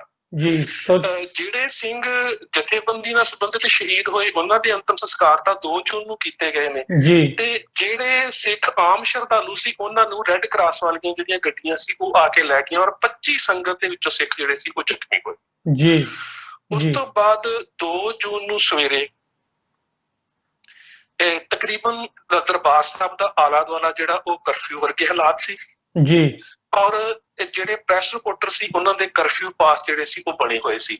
ਜੀ 2 ਜੂਨ ਨੂੰ ਪ੍ਰੈਸ ਰਿਪੋਰਟਰਾਂ ਨੇ ਜਿਹੜੀਆਂ ਨੇ ਉਹ ਮੀਟਿੰਗਸ ਕੀਤੀਆਂ ਨੇ, ਜਾਂ ਤੁਸੀਂ ਕਹਿ ਸਕਦੇ ਹੋ ਕਿ ਇੰਟਰਵਿਊ ਕੀਤੀਆਂ ਨੇ ਧਰਮਯੁੱਧ ਮੋਰਚੇ ਦੇ ਡਿਕਟੇਟਰ ਹਰਚੰਦ ਸਿੰਘ ਲੌਂਗੋਵਾਲ ਦੇ ਨਾਲ, ਜੀ ਸ਼੍ਰੋਮਣੀ ਕਮੇਟੀ ਦੇ ਪ੍ਰਧਾਨ ਗੁਰਚਰਨ ਸਿੰਘ ਟੌੜਾ ਦੇ ਨਾਲ, ਜੀ ਅਕਾਲ ਤਖਤ ਸਾਹਿਬ ਦੇ ਜਥੇਦਾਰ ਗਿਆਨੀ ਕਿਰਪਾਲ ਸਿੰਘ ਦੇ ਨਾਲ। ਹੁਣ ਇਹ ਤੁਸੀਂ ਵੇਖੋ ਕਿ ਇਹ ਜਿਹੜੇ ਹਾਲਾਤ ਕਿਵੇਂ ਦੇ ਨੇ ਕਿ ਉਸ ਵੇਲੇ ਲੌਂਗੋਵਾਲ ਦਾ ਬਿਆਨ ਹੈ ਕਿ ਜਿਹੜੀਆਂ ਹਰਮੰਦਰ ਸਾਹਿਬ ਤੇ ਦਰਬਾਰ ਸਾਹਿਬ ਕੰਪਲੈਕਸ ਦੇ ਵਿੱਚ ਗੋਲੀਆਂ ਲੱਗੀਆਂ ਨੇ ਇਹਨਾਂ ਦੇ ਨਿਸ਼ਾਨ ਸੰਭਾਲ ਕੇ ਰੱਖੇ ਜਾਣਗੇ। ਇਹ ਪ੍ਰੈਸ ਨੂੰ ਕਿਹਾ ਗਿਆ ਬਕਾਇਦਾ, ਜੀ ਤਾਂ ਕਿ ਆਉਣ ਵਾਲੀਆਂ ਪੀੜ੍ਹੀਆਂ ਨੂੰ ਇਹ ਪਤਾ ਲੱਗ ਜਾਵੇ ਕਿ ਹਰਮੰਦਰ ਸਾਹਿਬ ਦੇ ਉੱਪਰ ਹਕੂਮਤ ਦੇ ਵੱਲੋਂ ਹਮਲਾ ਕੀਤਾ ਗਿਆ। ਜੀ ਜਥੇਦਾਰ ਗੁਰਚਰਨ ਸਿੰਘ ਟੌੜਾ ਨੇ ਇੰਦਰਾ ਗਾਂਧੀ ਦੇ ਨਾਮ ਚਿੱਠੀ ਲਿਖੀ ਹੈ, ਜਿਹੜੀ ਉਹਨੇ ਪ੍ਰੈਸ ਦੇ ਵਿੱਚ ਦੱਸੀ ਹੈ ਕਿ ਮੈਂ ਭਾਰਤ ਦੀ ਹਕੂਮਤ ਨੂੰ ਇੱਕ ਚਿੱਠੀ ਲਿਖੀ ਆ ਕਿ ਅਸੀਂ ਜਿਹੜੇ ਅਕਾਲੀ ਦਲ ਦੇ ਪਾਲਿਸੀ ਪ੍ਰੋਗਰਾਮ ਹੈ ਉਹਨਾਂ ਨੂੰ ਕੋਈ ਰੱਦ ਨਹੀਂ ਕਰਾਂਗੇ। ਜੀ ਤੀਸਰੇ ਬੰਨੇ ਭਾਈ ਅਮਰੀਕ ਸਿੰਘ ਤੇ ਹਰਮਿੰਦਰ ਸਿੰਘ ਸੰਧੂ ਹੋਣਾ ਨੇ ਮੁਲਾਕਾਤ ਕੀਤੀ ਆ ਅਕਾਲ ਤਖਤ ਸਾਹਿਬ ਦੇ ਜਥੇਦਾਰ ਗਿਆਨੀ ਕਿਰਪਾਲ ਸਿੰਘ ਹੋਣਾ ਦੇ ਨਾਲ, ਤੇ ਉਹਨਾਂ ਨੂੰ ਕਿਹਾ ਗਿਆ ਕਿ ਜਿਸ ਤਰ੍ਹਾਂ ਦੇ ਨਾਲ ਭਾਰਤੀ ਹਕੂਮਤ ਨੇ ਹਰਮੰਦਰ ਸਾਹਿਬ ਦੇ ਉੱਪਰ ਇਸ ਤਰ੍ਹਾਂ ਦੇ ਨਾਲ ਫਾਇਰਿੰਗ ਕੀਤੀ ਹੈ, ਤੇ ਤੁਸੀਂ ਅਕਾਲ ਤਖਤ ਸਾਹਿਬ ਦੇ ਬਤੌਰ ਜਥੇਦਾਰ ਇਹ ਬਿਆਨ ਜਾਰੀ ਕਰ ਦੇਵੋ ਕਿ ਜਿਹੜੇ ਵੀ ਸਿੱਖ ਭਾਰਤੀ ਹਕੂਮਤ ਦੀ ਕਿਸੇ ਵੀ ਖੇਤਰ ਦੇ ਵਿੱਚ ਨੌਕਰੀ ਕਰ ਰਹੇ ਨੇ ਉਹ ਨੌਕਰੀਆਂ ਛੱਡ ਕੇ ਜਿਹੜਾ ਵਾ ਉਹ ਹਰਮੰਦਰ ਸਾਹਿਬ ਦੀ ਰੱਖਿਆ ਦੇ ਵਾਸਤੇ ਆ ਜਾਣ। ਜੀ ਇਹਦੇ ਜਵਾਬ ਦੇ ਵਿੱਚ ਗਿਆਨੀ ਕਿਰਪਾਲ ਸਿੰਘ ਨੇ ਕਿਹਾ ਕਿ ਇਹ ਗੱਲ ਮੇਰੇ ਅਧਿਕਾਰ ਖੇਤਰ ਦੇ ਵਿੱਚ ਨਹੀਂ ਹੈ, ਮੈਂ ਇਹ ਸੁਨੇਹਾ ਤੁਹਾਡਾ ਡਿਕਟੇਟਰ ਮੋਰਚਾ ਹਰਚੰਦ ਸਿੰਘ ਲੌਂਗੋਵਾਲ ਨੂੰ ਦੱਸ ਦੂੰਗਾ। ਜੀ 2 ਤਰੀਕ ਨੂੰ ਜਦੋਂ ਗਿਆਨੀ ਕਿਰਪਾਲ ਸਿੰਘ ਹਰਚੰਦ ਸਿੰਘ ਲੌਂਗੋਵਾਲ ਨੂੰ ਇਹ ਗੱਲ ਦੱਸਦੇ ਨੇ ਤੇ ਗੁਰਚਰਨ ਸਿੰਘ ਟੌੜਾ ਕਹਿੰਦੇ ਨੇ ਕਿ ਨਹੀਂ, ਹਕੂਮਤ ਜਿਹੜੀ ਹਮਲਾ ਨਹੀਂ ਕਰੇਗੀ ਤੇ ਜੋ ਕੁਝ ਕਿਹਾ ਜਾ ਰਿਹਾ ਇਹ ਸੰਭਵ ਨਹੀਂ ਹੈ। ਜੀ ਪਰ ਉਸ ਵੇਲੇ 2 ਤਰੀਕ ਨੂੰ ਅਕਾਲ ਤਖਤ ਸਾਹਿਬ ਦੇ ਜਥੇਦਾਰ ਗਿਆਨੀ ਕਿਰਪਾਲ ਸਿੰਘ ਦੇ ਵੱਲੋਂ ਇਹ ਹੁਕਮਨਾਮਾ ਜਾਰੀ ਕਰ ਦਿੱਤਾ ਜਾਂਦਾ। ਮੈਂ ਸਾਰਾ ਨਹੀਂ ਕਹਿੰਦਾ, ਹੁਕਮਨਾਮੇ ਦੀਆਂ ਆਖਰੀ 2 ਲਾਈਨਾਂ ਤੁਹਾਡੇ ਨਾਲ ਸਾਂਝੀਆਂ ਕਰਦਾ ਹੈ ਜੀ ਕਿ ਭਾਰਤ ਦੀ ਹਕੂਮਤ ਨੇ ਜਿਹੜਾ ਬੜਾ ਵਹਿਸ਼ੀਆਨਾ ਹਮਲਾ ਜਿਹੜਾ ਵਾ ਹਰਮੰਦਰ ਸਾਹਿਬ ਦੇ ਉੱਪਰ ਕੀਤਾ ਹੈ, ਤੇ ਸਿੱਖ ਕੌਮ ਦਾ ਤੇ ਸਿੱਖਾਂ ਦਾ ਫਰਜ਼ ਬਣਦਾ ਹੈ ਕਿ ਹਮਲਾ ਕਰਨ ਵਾਲੇ ਦੁਸ਼ਟਾਂ ਦਾ ਨਾਸ਼ ਕਰ ਦਿਓ। ਜੀ ਹੁਣ ਇਹ ਗੱਲ ਸਮਝਣ ਦੀ ਲੋੜ ਹੈ ਕਿ ਇਹ ਜਿਹੜੀ ਹਿੰਦ ਪੰਜਾਬ ਦੀ ਜੰਗ ਦੇ ਵਿੱਚ 2 ਧਿਰਾਂ ਜਿਹੜੀਆਂ ਨੇ ਉਹ ਆਮੋ ਸਾਹਮਣੇ ਖੜੀਆਂ ਨੇ। ਜੀ ਸੋ 2 ਜੂਨ ਦੀ ਰਾਤ ਜਿਹੜੀ ਹੈ, ਜਦੋਂ ਦਿਨ ਲੰਘ ਜਾਂਦਾ ਹੈ ਤੇ ਰਾਤ ਨੂੰ 8:30 ਵਜੇ ਦੇਸ਼ ਦੀ ਪ੍ਰਧਾਨ ਮੰਤਰੀ ਜਿਹੜੀ ਇੰਦਰਾ ਗਾਂਧੀ ਹੈ ਜੀ ਉਹ ਸੰਬੋਧਿਤ ਹੁੰਦੀ ਹੈ ਰਾਸ਼ਟਰ ਦੇ ਨਾਮ। ਜੀ ਤੇ ਉਹ ਰਾਸ਼ਟਰ ਦੇ ਨਾਮ ਸੰਬੋਧਿਤ ਹੋਣ ਤੋਂ ਬਾਅਦ ਜਿਹੜੀਆਂ ਉਹ ਗੱਲਾਂ ਕਰਦੀ ਹੈ, ਜੀ ਤਾਂ ਮੈਂ ਤੁਹਾਨੂੰ ਇੱਥੇ ਯੁੱਧ ਨੀਤੀ ਦੀ ਗੱਲ ਕਰਾਂ। ਜੀ। ਜੇਕਰ ਤੁਸੀਂ ਇੰਟਰਨੈਟ ਦੇ ਉੱਪਰ ਉਹ ਲੈਕਚਰ ਅਵੇਲੇਬਲ ਹੈ, ਜੇਕਰ ਤੁਸੀਂ ਦੇਸ਼ ਦੀ ਪ੍ਰਧਾਨ ਮੰਤਰੀ ਦਾ ਲੈਕਚਰ ਸੁਣੋ ਤੇ ਲੈਕਚਰ ਦੇ ਵਿੱਚੋਂ ਤੁਹਾਨੂੰ ਇੰਝ ਲੱਗੇਗਾ ਕਿ ਜਿਵੇਂ ਸਿੱਖਾਂ ਨੂੰ ਸੱਦਾ ਦਿੱਤਾ ਜਾ ਰਿਹਾ ਹੈ ਕਿ ਉਹ ਕਿਸੇ ਵੀ ਤਰ੍ਹਾਂ ਦੀ ਵਾਇਲੈਂਸ ਦਾ ਰਸਤਾ ਛੱਡ ਕੇ ਟੇਬਲ ਟਾਕ ਦੇ ਉੱਪਰ ਆਉਣ ਤੇ ਸਾਰੀਆਂ ਮਸਲੇ ਜਿਹੜੇ ਨੇ ਹੱਲ ਹੋ ਸਕਦੇ ਨੇ। ਜੀ ਦੂਜੇ ਬੰਨੇ ਉਸ ਤੋਂ ਪਹਿਲਾਂ ਸੰਤ ਜਰਨੈਲ ਸਿੰਘ 2 ਤਰੀਕ ਨੂੰ ਸੁਭਾਸ਼ ਕਰਪੇਕਰ ਜਿਹੜਾ ਪ੍ਰੈਸ ਰਿਪੋਰਟਰ ਹੈ ਜੀ ਉਹਨੂੰ ਕਹਿ ਰਹੇ ਨੇ ਕਿ ਸਾਨੂੰ ਪਤਾ ਲੱਗ ਚੁੱਕਾ ਹੈ ਹਰਮੰਦਰ ਸਾਹਿਬ ਹੀ ਨਹੀਂ ਬਲਕਿ ਅੰਮ੍ਰਿਤਸਰ, ਗੁਰਦਾਸਪੁਰ ਤੇ ਫਿਰੋਜ਼ਪੁਰ ਤੋਂ ਇਲਾਵਾ ਪੰਜਾਬ ਦੇ ਹੋਰ ਕਈ ਗੁਰਦੁਆਰਿਆਂ ਦੇ ਉੱਪਰ ਫੌਜ ਦੇ ਵੱਲੋਂ ਹਮਲਾ ਕੀਤਾ ਜਾਵੇਗਾ। ਜੀ ਇੱਥੇ ਹੁਣ ਤੁਸੀਂ ਵੇਖ ਸਕਦੇ ਹੋ ਕਿ ਇਹ ਜਿਹੜੇ ਦੇਸ਼ ਦੀ ਪ੍ਰਧਾਨ ਮੰਤਰੀ ਦਾ ਬਿਆਨ ਹੈ ਉਹ ਆਮ ਲੋਕਾਂ ਦੇ ਨਜ਼ਰੀਏ ਦੇ ਵਿੱਚ ਕੀ ਹੈ ਤੇ ਸੰਤ ਜਰਨੈਲ ਸਿੰਘ ਉਸ ਨੂੰ ਕਿਸ ਤਰ੍ਹਾਂ ਲੈ ਰਹੇ। ਜੀ ਸੋ ਇਹ ਜਿਹੜਾ 1 ਜੂਨ ਦਾ ਜਿਹੜਾ 2 ਜੂਨ ਦਾ ਸਾਰਾ ਦਿਨ ਲੰਘਦਾ ਹੈ। 2 ਜੂਨ ਦੀ ਤਕਰੀਬਨ ਫਾਇਰਿੰਗ ਹੁੰਦੀ ਰਹਿੰਦੀ ਹੈ। 2 ਜੂਨ ਦੀ ਰਾਤ ਵੀ ਜਿਹੜੀ ਆ ਉਹ ਇੱਕਾ ਦੁੱਕਾ ਜਿਹੜੀ ਫਾਇਰਿੰਗ ਆ ਉਹ ਜਾਰੀ ਰਹੀ ਹੈ, ਪਰ ਅੰਦਰੋਂ ਸਿੰਘਾਂ ਨੇ ਉਸ ਚੀਜ਼ ਦਾ ਕੋਈ ਜਵਾਬ ਨਹੀਂ ਦਿੱਤਾ। ਜੀ ਪਰ 3 ਜੂਨ ਦਾ ਜਦੋਂ ਸਵੇਰੇ ਦਿਨ ਚੜ੍ਹਦਾ ਹੈ ਜੀ ਤੇ ਪੂਰੀ ਤਰ੍ਹਾਂ ਦੇ ਨਾਲ ਪੰਜਾਬ ਦੇ ਵਿੱਚ ਕਰਫਿਊ ਲਾ ਦਿੱਤਾ ਜਾਂਦਾ ਹੈ। ਜੀ ਹੁਣ ਪੰਜਾਬ ਦੇ ਵਿੱਚ 2 ਤਰ੍ਹਾਂ ਦੇ ਆਪਰੇਸ਼ਨ ਔਰ ਇੱਕ ਸਰੋਤ ਦੇ ਮੁਤਾਬਕ 3 ਤਰ੍ਹਾਂ ਦੇ ਆਪਰੇਸ਼ਨ ਸ਼ੁਰੂ ਹੋ ਗਏ ਨੇ। ਜੀ ਇੱਕ ਆਪਰੇਸ਼ਨ ਜਿਸ ਨੂੰ ਬਲੂ ਸਟਾਰ ਦਾ ਨਾਮ ਦਿੱਤਾ ਗਿਆ, ਜੀ ਜਿਸ ਦਾ ਨਿਸ਼ਾਨਾ ਸੀ ਦਰਬਾਰ ਸਾਹਿਬ ਦੇ ਆਲੇ ਦੁਆਲੇ ਦੀ ਘੇਰਾਬੰਦੀ ਕਰਕੇ ਜਿੰਨੇ ਵੀ ਸੰਤ ਜਰਨੈਲ ਸਿੰਘ ਤੇ ਹੋਰ ਸੰਸਥਾਵਾਂ ਤੇ ਜਥੇਬੰਦੀਆਂ ਦੇ ਜੁਝਾਰੂ ਨੇ ਉਹਨਾਂ ਨੂੰ ਖਤਮ ਕਰ। ਜੀ ਆਪਰੇਸ਼ਨ ਦਾ ਜਿਹੜਾ ਦੂਸਰਾ ਹਿੱਸਾ ਸੀ ਉਸ ਦਾ ਨਾਮ ਦਿੱਤਾ ਗਿਆ ਵੁੱਡ ਰੋਜ਼। ਜੀ ਵੁੱਡ ਰੋਜ਼ ਸੀ ਕਿ ਸਾਰੇ ਪੰਜਾਬ ਦੀਆਂ ਰਾਸ਼ਟਰੀ ਤੇ ਅੰਤਰਰਾਸ਼ਟਰੀ ਸਰਹੱਦਾਂ ਨੂੰ ਸੀਲ ਕਰਕੇ ਪੰਜਾਬ ਦੇ ਵਿੱਚ ਨਾ ਕੋਈ ਆ ਸਕੇ ਤੇ ਨਾ ਕੋਈ ਬਾਹਰ ਜਾ ਸਕੇ। ਜੀ ਇੱਕ ਸਰੋਤ ਦੇ ਵਿੱਚ ਇੱਕ ਆਪਰੇਸ਼ਨ ਸਟੀਲ ਦਾ ਨਾਮ ਹੀ ਮਿਲਦਾ ਜਿਹਦਾ ਨਿਸ਼ਾਨਾ ਸੀ ਕਿ ਕੇਵਲ ਅਕਾਲ ਤਖਤ ਸਾਹਿਬ ਨੂੰ ਹੀ ਕੇਂਦਰ ਮੰਨ ਕੇ ਹਮਲਾ ਕੀਤਾ ਜਾਵੇ। ਸੋ ਇਹ ਤੀਜਾ ਸਰੋਤ ਤੇ ਇੰਨਾ ਜ਼ਿਆਦਾ ਭਰੋਸੇਯੋਗ ਨਹੀਂ ਲੱਗਦਾ, ਪਰ ਆਪਰੇਸ਼ਨ ਦੇ ਦੋ ਰੂਪ ਸਾਡੇ ਸਾਹਮਣੇ ਨੇ, ਵੁੱਡ ਰੋਜ਼ ਔਰ ਆਪਣਾ ਬਲੂ ਸਟਾਰ। ਜੀ ਮੈਂ ਇੱਥੇ ਇੱਕ ਥੋੜਾ ਜਿਹਾ ਐਡ ਔਨ ਜਿਹੜੀ ਆ ਉਹ ਚਾਹੁੰਦਾ ਤੁਹਾਡੇ ਤੋਂ। ਤੁਸੀਂ ਦੱਸਿਆ ਕਿ ਜਿਹੜਾ ਕਰਫਿਊ ਹੈ ਉਹ 3 ਤਰੀਕ ਨੂੰ ਆਇਆ, ਜਦ ਕਿ ਹਮਲਾ 1 ਜੂਨ ਨੂੰ ਜਿਹੜਾ ਉਹ ਸ਼ੁਰੂ ਹੋ ਚੁੱਕਾ ਸੀ, ਔਰ 3 ਜੂਨ ਨੂੰ ਉਸ ਵਕਤ ਪੰਚਮ ਪਿਤਾ ਸ੍ਰੀ ਗੁਰੂ ਅਰਜਨ ਦੇਵ ਸਾਹਿਬ ਦਾ ਸ਼ਹੀਦੀ ਪੁਰਬ ਸੀ, ਤੇ ਸੰਗਤ ਨੂੰ ਜਿਸ ਤਰ੍ਹਾਂ ਪਹਿਲਾਂ ਆਉਂਦੀ ਸੀ ਉਸੇ ਤਰ੍ਹਾਂ ਅੰਦਰ ਆਣ ਦਿੱਤਾ ਗਿਆ, ਜਦ ਕਿ ਜਿਹੜੀ ਹਮਲੇ ਦੀ ਪਲੈਨਿੰਗ ਆ ਉਹ ਬੜੀ ਦੇਰ ਪਹਿਲਾਂ ਦੀ ਹੋ ਚੁੱਕੀ ਸੀ।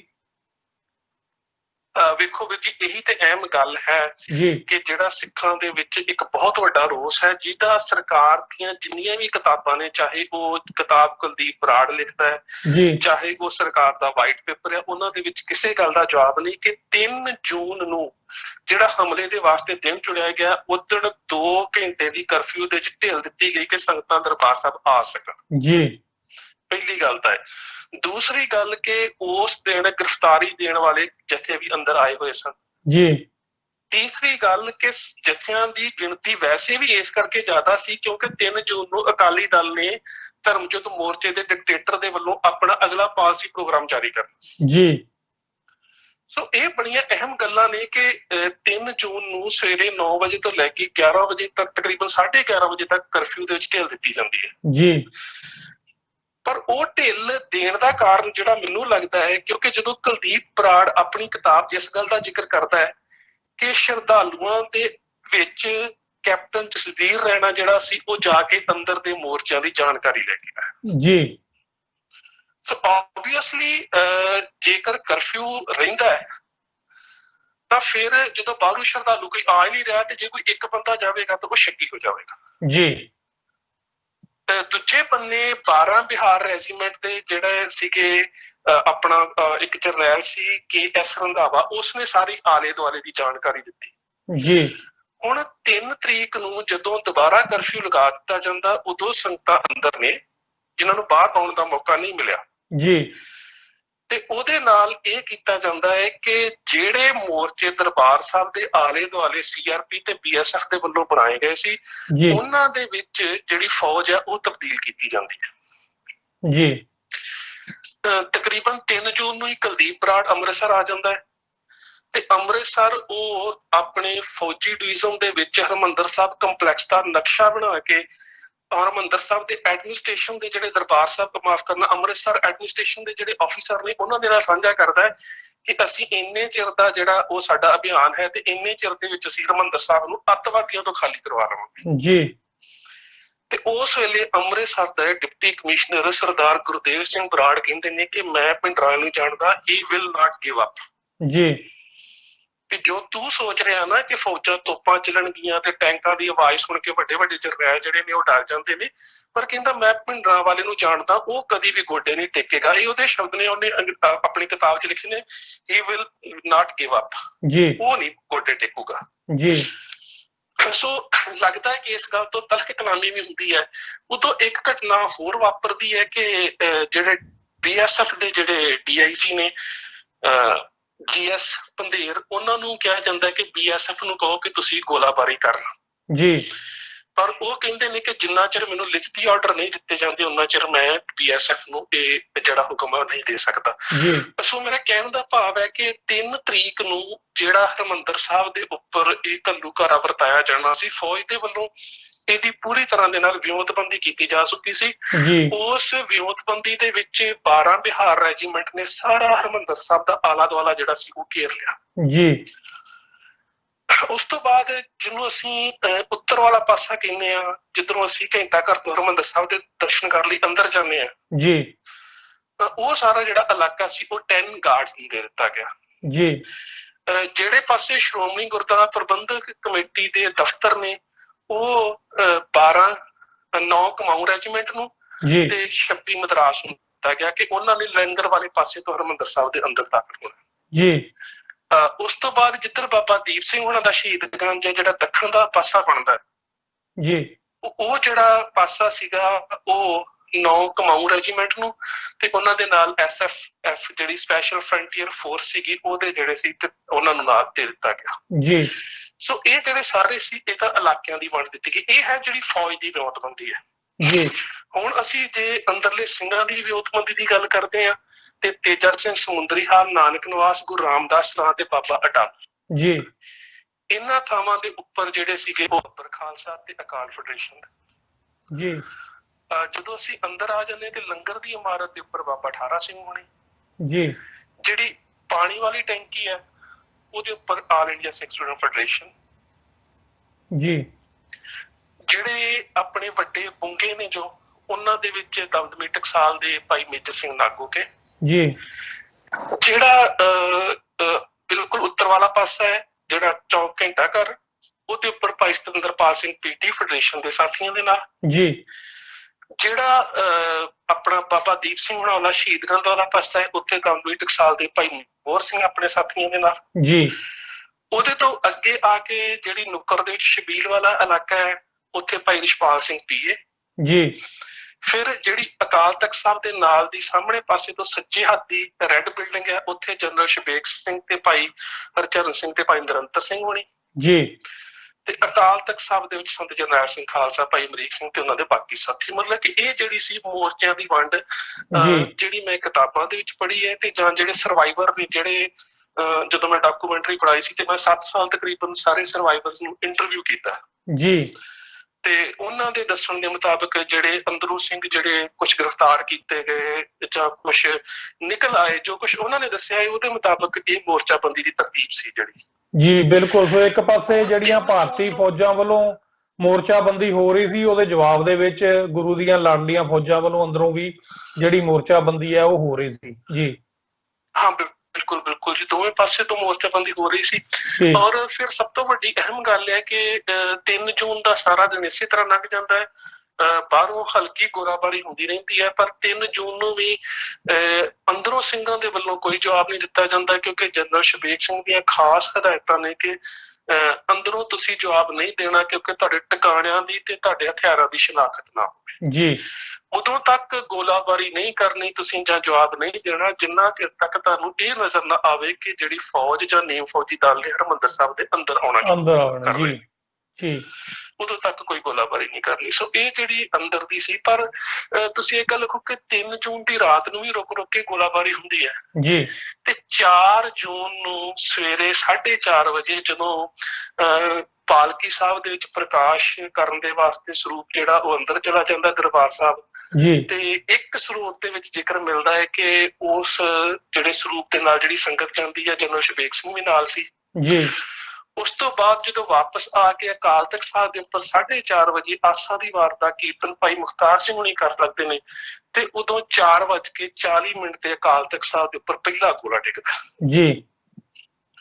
ਹੁਣ ਇਹ ਵੇਖਣ ਵਾਲੀ ਗੱਲ ਹੈ ਕਿ ਪਹਿਲੀ ਗੱਲ ਤਾਂ ਇਸ ਗੋਲੇ ਦੇ ਨਾਲ ਕੋਈ ਜਾਨੀ ਨੁਕਸਾਨ ਨਹੀਂ ਹੁੰਦਾ। ਜੀ। ਮੈਂ ਥੋੜਾ ਜਿਹਾ ਰੋਕਣਾ ਚਾਹੁੰਦਾ ਤੁਹਾਨੂੰ। ਇਹ ਜਿਹੜੀ ਅਸਾਵੀ ਜੰਗ ਦਾ ਇੱਥੋਂ ਜਿਹੜਾ ਦ੍ਰਿਸ਼ ਹੈ ਪੂਰਾ ਜਿਹੜਾ ਜੋਬਨ ਦੇ ਉੱਤੇ ਜਾਂਦਾ, ਕਿਉਂਕਿ ਇਹ ਜਿਹੜੀ ਆ ਗੋਲਿਆਂ ਦੇ ਨਾਲ ਗੱਲ ਇੱਥੇ ਤੱਕ ਪਹੁੰਚ ਗਈ ਸੀ। ਮੈਂ ਇਸ ਤੋਂ ਪਹਿਲਾਂ ਇਹ ਪੁੱਛਣਾ ਚਾਹੁੰਦਾ ਕਿ ਜਿਹੜੀ ਸੰਗਤ ਨੂੰ ਜਾਣ ਬੁੱਝ ਕੇ ਅੰਦਰ ਆਣ ਦਿੱਤਾ ਗਿਆ, ਕਿ ਉਹਨਾਂ ਨੂੰ ਕੋਈ ਮੌਕਾ ਦਿੱਤਾ ਗਿਆ ਕਿ ਉਹ ਬਾਹਰ ਨਿਕਲ ਸਕਣ?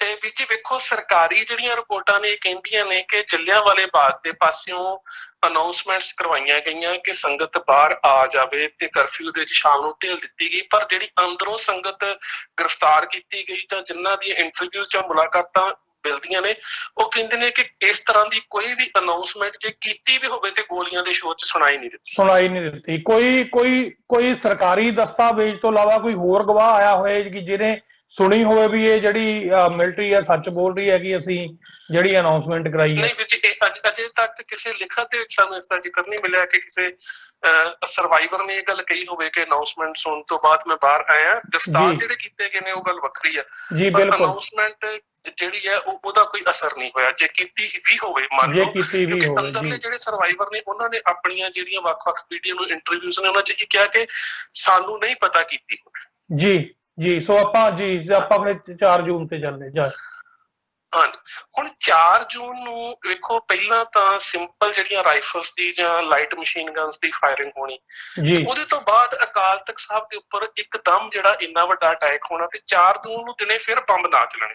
ਜੀ ਕਿਉਂਕਿ 4 ਜੂਨ ਨੂੰ ਹਨੇਰੇ ਜਿਹੜਾ 4:40 ਦੇ ਉੱਪਰ ਅਕਾਲ ਤਖਤ ਸਾਹਿਬ ਦੇ ਉੱਪਰ ਜਿਹੜਾ ਬੰਬ ਡਿੱਗਦਾ, ਇਹਦਾ ਇੱਕੋ ਹੀ ਨਿਸ਼ਾਨਾ ਸੀ ਕਿ ਜਿਹੜੀ ਆਰਮੀ ਦਾ ਖੁਫੀਆ ਵਿਭਾਗ ਆ, ਉਹਨਾਂ ਨੂੰ ਇਹ ਪਤਾ ਲੱਗ ਚੁੱਕਾ ਸੀ ਕਿ ਸੰਤ ਜਰਨੈਲ ਸਿੰਘ, ਜਨਰਲ ਸ਼ਬੀਰ ਸਿੰਘ ਤੇ ਆਪਣੇ ਸਾਥੀਆਂ ਦੇ ਨਾਲ ਇਸ ਟਾਈਮ ਅਕਾਲ ਤਖਤ ਸਾਹਿਬ ਤੇ ਨੇ। ਜੀ ਤੇ ਜੇਕਰ ਇੱਕਦਮ ਹਮਲੇ ਦੇ ਵਿੱਚ, ਪਹਿਲੇ ਹਮਲੇ ਦੇ ਵਿੱਚ ਜਾਂ ਇਸ ਜਿਹੜੀ ਬੰਬਾਰਡਮੈਂਟ ਹੈ ਇਹਦੇ ਵਿੱਚ ਜੇਕਰ ਜਿਹੜਾ ਲਹਿਰ ਦਾ ਆਗੂ ਹੀ ਖਤਮ ਹੋ ਜਾਵੇਗਾ ਤਾਂ ਲੜਨ ਵਾਲਿਆਂ ਦੇ ਹੌਸਲੇ ਟੁੱਟ ਜਾਣਗੇ। ਜੀ ਇਸ ਕਰਕੇ ਇਹ ਜਿਹੜਾ ਸੀਗਾ, ਇਹ 4 ਜੂਨ ਨੂੰ ਸਵੇਰੇ ਜਿਹੜਾ 4:30 ਵਜੇ 4:40 ਦੇ ਉੱਪਰ ਅਕਾਲ ਤਖਤ ਸਾਹਿਬ ਦੇ ਉੱਪਰ ਜਿਹੜਾ ਉਹ ਬੰਬ ਸੁੱਟਿਆ ਗਿਆ, ਪਰ ਜਿਹਦੇ ਨਾਲ ਕੋਈ ਜਾਨੀ ਨੁਕਸਾਨ ਨਹੀਂ ਹੋਇਆ।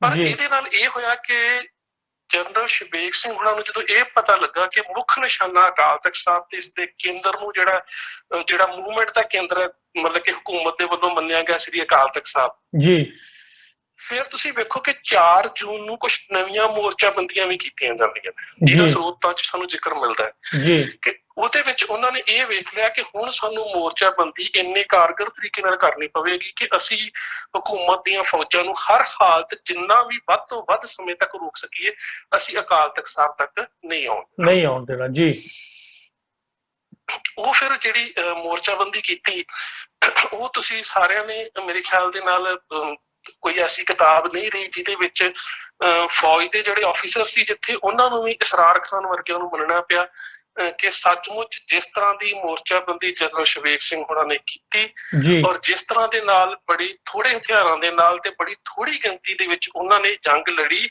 ਔਰ ਜਿਸ ਤਰ੍ਹਾਂ ਦਾ ਫਿਰ ਫੌਜੀ ਨੁਕਸਾਨ ਹੋਇਆ, ਮਤਲਬ ਕਿ ਜਿਸ ਤਰ੍ਹਾਂ ਦਾ ਨੁਕਸਾਨ ਹਿੰਦੁਸਤਾਨ ਦਾ ਅਜੇ ਤੱਕ ਕਿਸੇ ਅੰਤਰਰਾਸ਼ਟਰੀ ਸਰਹੱਦ ਦੇ ਉੱਪਰ ਵੀ ਫੌਜ ਦਾ ਇੰਨਾ ਨੁਕਸਾਨ ਨਹੀਂ ਹੋਇਆ। ਜੀ ਬਿਲਕੁਲ। ਸੋ ਇੱਥੇ ਜ਼ਿਕਰ ਬਣਦਾ ਹੈ ਕਿ ਜਿਹੜੀ ਜੰਗ ਦਾ ਨਾਂ ਹਿੰਦੁਸਤਾਨ ਦੀ ਹਕੂਮਤ ਵੱਲੋਂ ਆਪਰੇਸ਼ਨ ਕਰਕੇ ਪ੍ਰਚਾਰਿਆ ਗਿਆ ਸੀ, ਉਸ ਆਪਰੇਸ਼ਨ ਨੂੰ ਗੁਰੂ ਦੇ ਸਿੰਘਾਂ ਨੇ ਜੰਗ ਦੇ ਵਿੱਚ ਬਦਲ ਦਿੱਤਾ। ਕਿਉਂਕਿ ਆਪਰੇਸ਼ਨ ਤੇ ਜੰਗ ਵਾਰ ਦੇ ਵਿੱਚ ਬਹੁਤ ਵੱਡਾ ਫਰਕ ਹੁੰਦਾ। ਆਪਰੇਸ਼ਨ ਉਹ ਹੁੰਦਾ ਕਿ ਅਸੀਂ ਆਵਾਂਗੇ ਤੇ ਜਿੱਦਾਂ ਡਾਕਟਰ ਆਪਰੇਸ਼ਨ ਕਰਦੇ ਆ ਨਾ, ਵੀ ਸੁੱਤੇ ਪਏ ਕਿਸੇ ਬੋਡੀ ਦਾ ਵੀ ਉਹਨੂੰ ਕੁਝ ਪਤਾ ਨਹੀਂ ਤੇ ਸਾਰਾ ਕੁਝ ਡਾਕਟਰ ਨੇ ਕਰਨਾ ਹੁੰਦਾ, ਮੇਰਾ ਖਿਆਲ ਆ।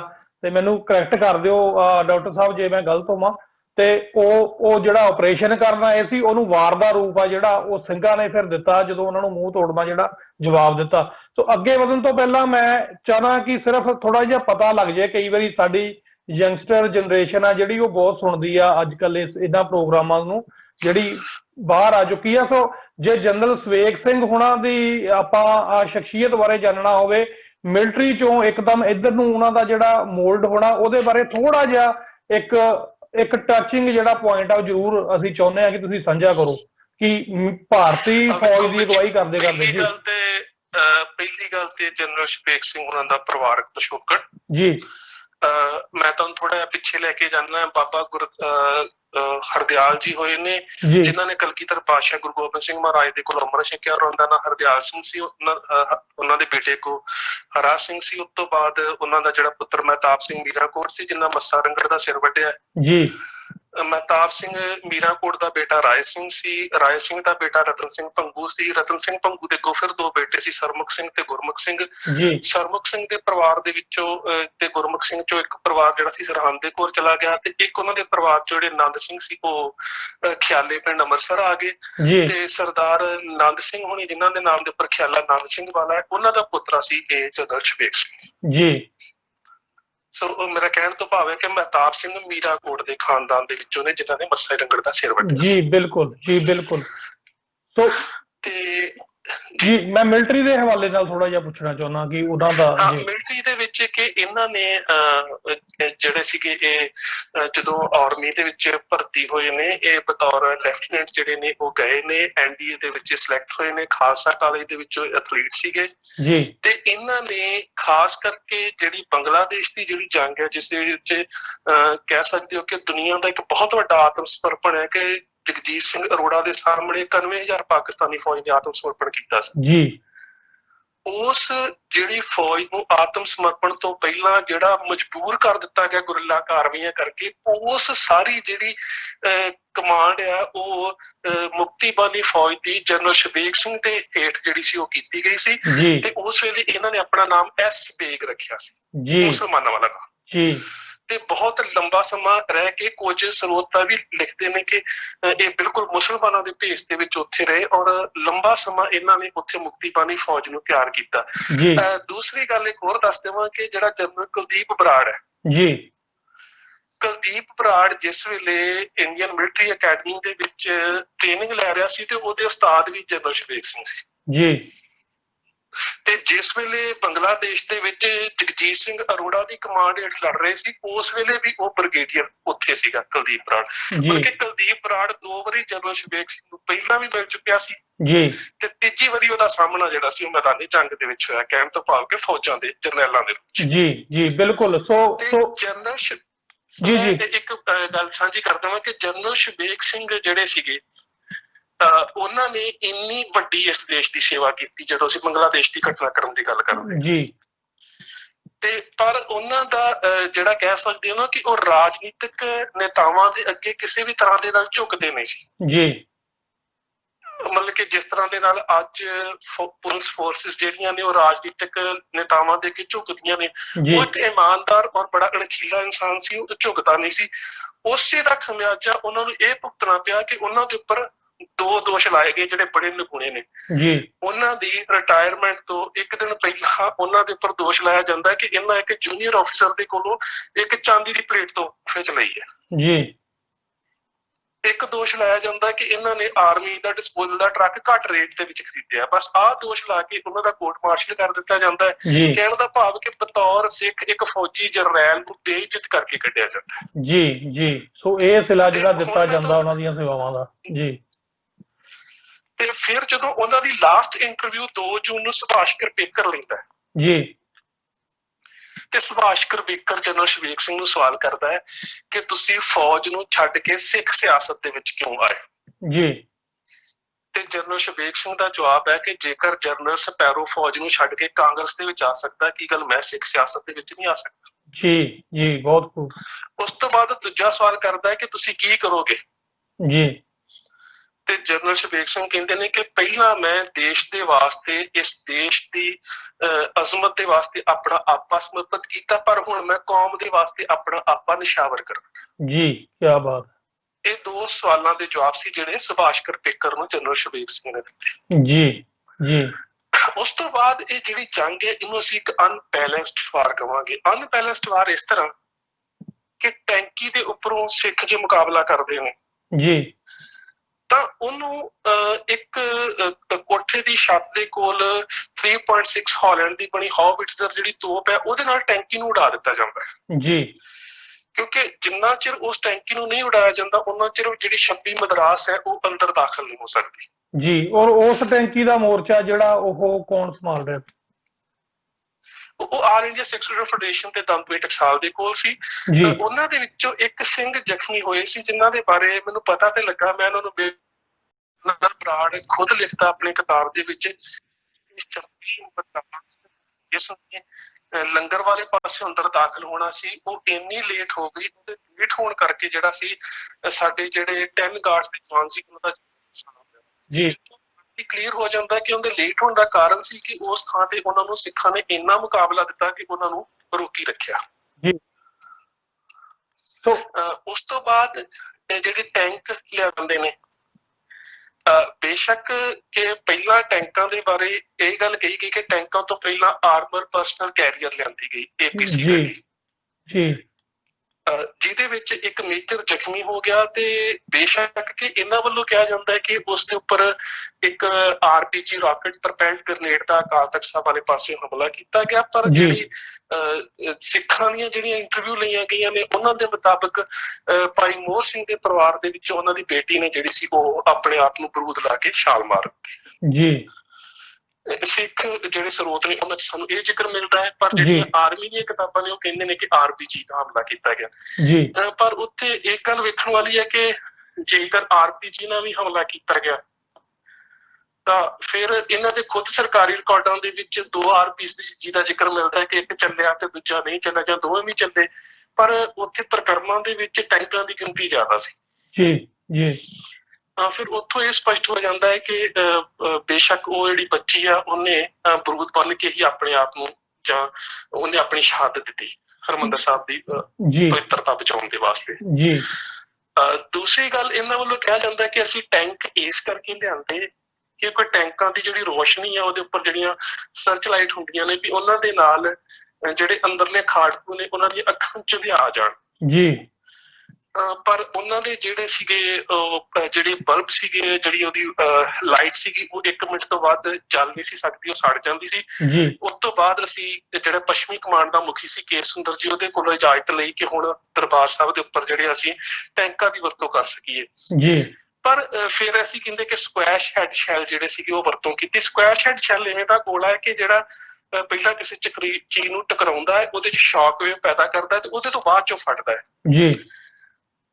ਤੇ ਉਹਦੇ ਬਾਰੇ ਜਨਰਲ ਜਗਜੀਤ ਸਿੰਘ ਅਰੋੜਾ ਨੇ ਕਿਹਾ ਸੀਗਾ ਕਿ ਬੇਸ਼ੱਕ ਭਾਰਤੀ ਫੌਜ ਕਹਿੰਦੀ ਹੈ ਕਿ ਕੁਝ ਸਕੁਐਸ਼ ਹੈਡ ਸ਼ੈਲ ਦੀ ਵਰਤੋਂ ਕੀਤੀ ਗਈ, ਪਰ ਕਹਿੰਦੇ ਕਿ ਦਰਬਾਰ ਸਾਹਿਬ ਦੀ ਜਿਹੜੀ ਅਕਾਲ ਤਖਤ ਸਾਹਿਬ ਦੀ ਇਮਾਰਤ ਹੈ ਉਹਨੂੰ ਵੇਖ ਕੇ ਲੱਗਦਾ ਹੈ ਕਿ 60-70 ਤੋਂ ਉੱਪਰ ਜਿਹੜੇ ਸਕੁਐਸ਼ ਹੈਡ ਸ਼ੈਲ ਜਿਹੜੇ ਵਰਤੇ ਗਏ। ਜੀ। ਸੋ ਟੋਟਲ ਜਿਹੜੀ ਦੁਸ਼ਮਣ ਦੇਸ਼ ਦੇ ਉੱਤੇ ਮਸ਼ੀਨਰੀ ਜਿਹੜੀ ਵਰਤੀ, ਵਾਰ ਜਿਹੜਾ ਅਸਲਾ ਵਰਤਿਆ ਜਾਂਦਾ, ਉਹ ਖੁੱਲ ਕੇ ਵਰਤਿਆ ਗਿਆ।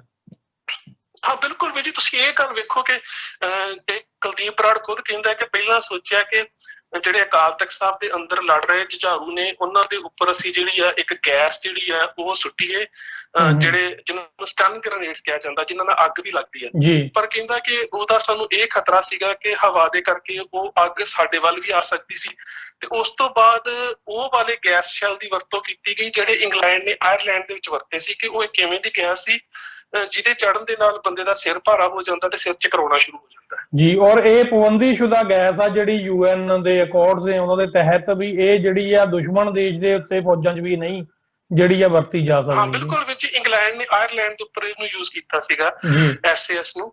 ਤਾਂ ਸੋ ਇਸ ਕਰਕੇ ਇਸ ਤਰ੍ਹਾਂ ਦੇ ਨਾਲ ਤੁਸੀਂ ਕਹਿ ਸਕਦੇ ਹੋ ਕਿ ਜਿੰਨੀਆਂ ਵੀ ਕਹਿ ਸਕਦੇ ਹੋ ਕਿ ਇੱਕ ਦੁਸ਼ਮਣ ਦੇ ਖਿਲਾਫ ਇੱਕ ਈਵਨ ਜਿਹੜੇ ਅੰਤਰਰਾਸ਼ਟਰੀ ਪੱਧਰ ਦੇ ਉੱਪਰ ਦੁਸ਼ਮਣ ਦੇਸ਼ ਦੇ ਖਿਲਾਫ ਵੀ ਜਿਹੜੇ ਹਥਿਆਰ ਤੇ ਜਿਹੜਾ ਗੋਲਾ ਬਾਰੂਦ ਨਹੀਂ ਵਰਤਿਆ ਜਾਂਦਾ, ਉਹ ਜਿਹੜਾ ਉਹ ਸਿੱਖਾਂ ਦੇ ਖਿਲਾਫ ਵਰਤਿਆ ਗਿਆ। ਸੋ ਮੈਂ ਇੱਥੇ ਥੋੜਾ ਜਿਹਾ ਇੱਕ ਹੋਰ ਪੁੱਛਣਾ ਚਾਹੁੰਦਾ, SAS ਦਾ ਜ਼ਿਕਰ ਆਇਆ ਔਰ ਪਿਛਲੇ ਦਿਨਾਂ ਦੇ ਵਿੱਚ ਜਦੋਂ 20 ਸਾਲ ਹੋਏ, 20 ਸਾਲ ਦੇ ਬਾਅਦ ਉਹਨਾਂ ਨੇ ਜਿਹੜੇ ਡੀਕਲਾਸੀਫਾਈਡ ਕੀਤੇ ਸੀ ਡਾਕੂਮੈਂਟ ਬ੍ਰਿਟਿਸ਼ ਗਵਰਨਮੈਂਟ ਨੇ, ਉਹਦੇ ਵਿੱਚ ਕੁਝ ਡਾਕੂਮੈਂਟਸ ਆਏ ਸੀ ਜਿਹਦੇ 'ਚ SAS ਦਾ ਜ਼ਿਕਰ ਆਇਆ ਸੀ।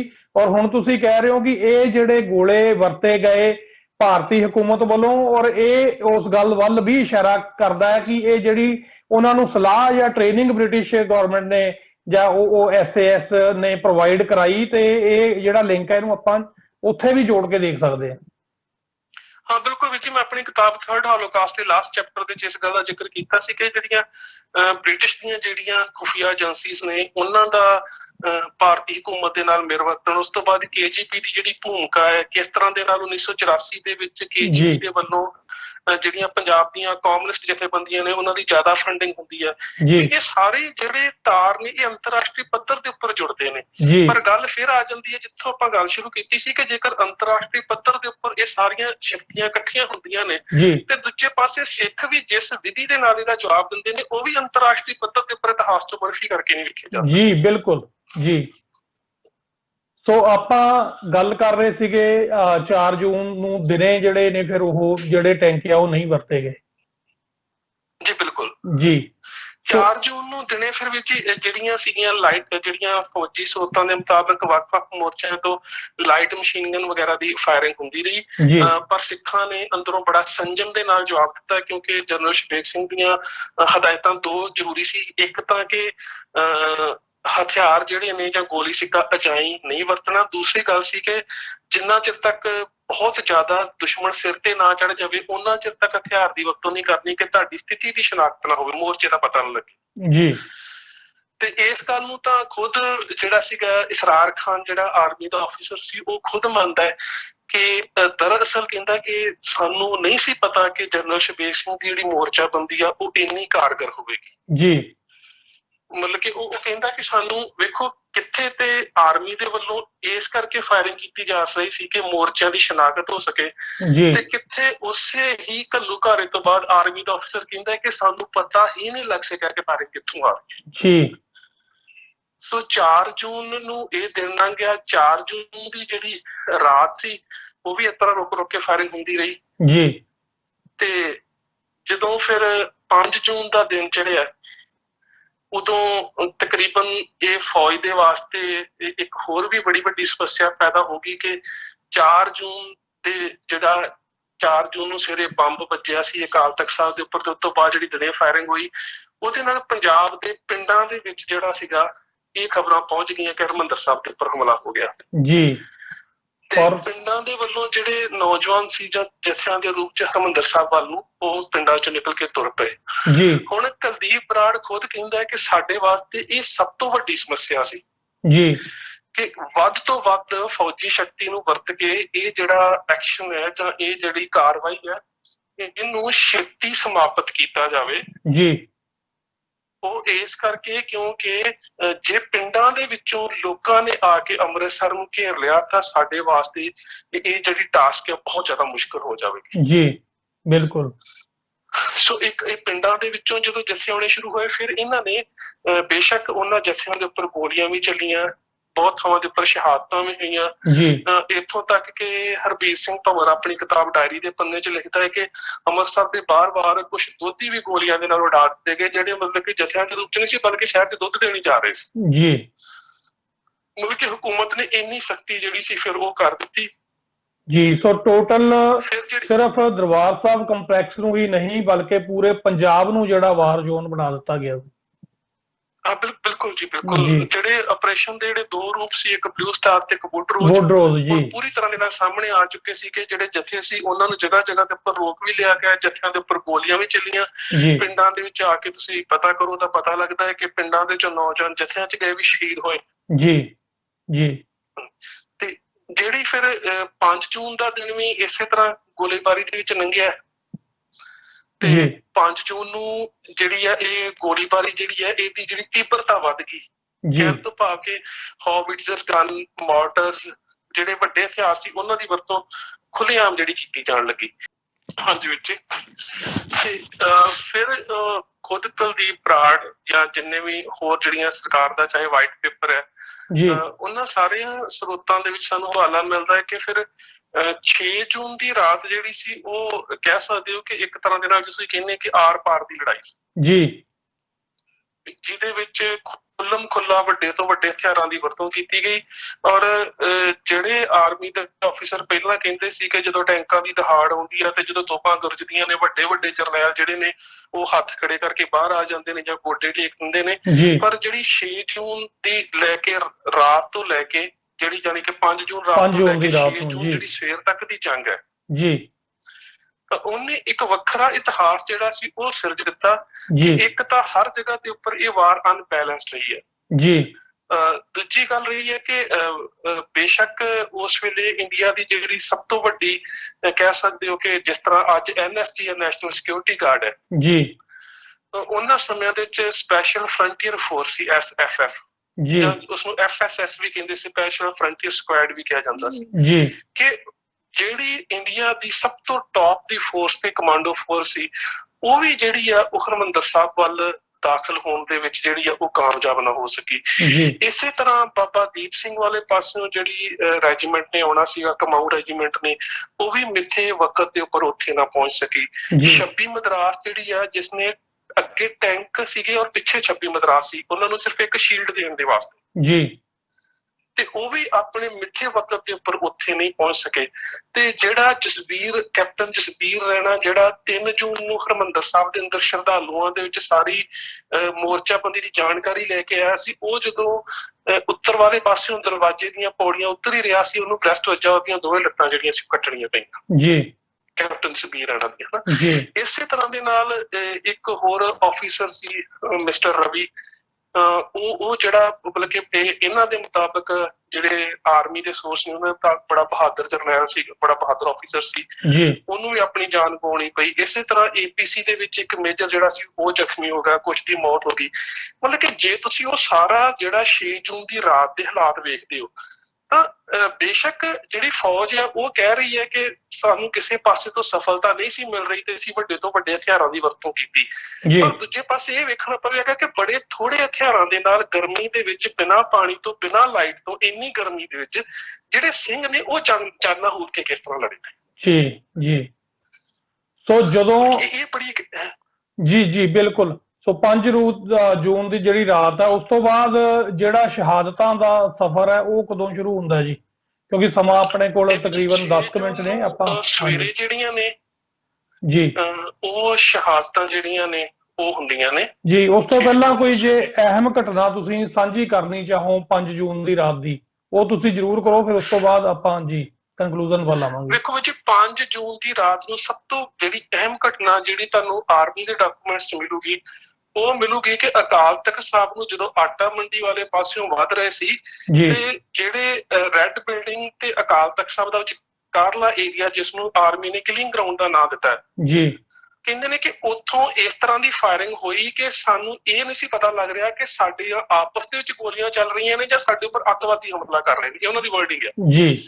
ਇਹਦਾ ਮਤਲਬ ਕਿ ਉਸ ਵੇਲੇ ਜਿਹੜੀ ਆਰਮੀ ਦੇ ਵਿੱਚ ਕਿੰਨੀ ਘਬਰਾਹਟ ਫੈਲ ਚੁੱਕੀ ਸੀ ਜੀ ਕਿ ਉਹ ਆਪਸ ਦੇ ਵਿੱਚ ਉਹਨਾਂ ਨੂੰ ਇਹ ਨਹੀਂ ਸੀ ਪਤਾ ਲੱਗ ਰਿਹਾ ਕਿ ਅਸੀਂ ਲੜ ਕਿਸ ਦੇ ਨਾਲ ਰਹੇ ਹਾਂ, ਕਿ ਇੰਨੀ ਘਬਰਾਹਟ ਦੇ ਵਿੱਚ ਸੀ ਜੀ। ਤੇ ਜਨਰਲ ਬਰਾੜ ਖੁਦ ਮਿਲਦਾ ਹੈ ਕਿ ਸਾਡੇ ਕਈ ਜਵਾਨਾਂ ਦਾ ਨੁਕਸਾਨ ਹੋਇਆ ਤੇ ਉਹ ਫਿਰ ਵਾਪਸ ਆ ਗਏ ਉਸ ਥਾਂ ਤੋਂ। ਉਸ ਤੋਂ ਬਾਅਦ ਕਾਰਲ ਗੁਸਤਾਵ ਜਿਹੜੇ ਰਾਕਟ ਸੀ ਉਹਨਾਂ ਦੀ ਵਰਤੋਂ ਕੀਤੀ ਗਈ ਜੀ।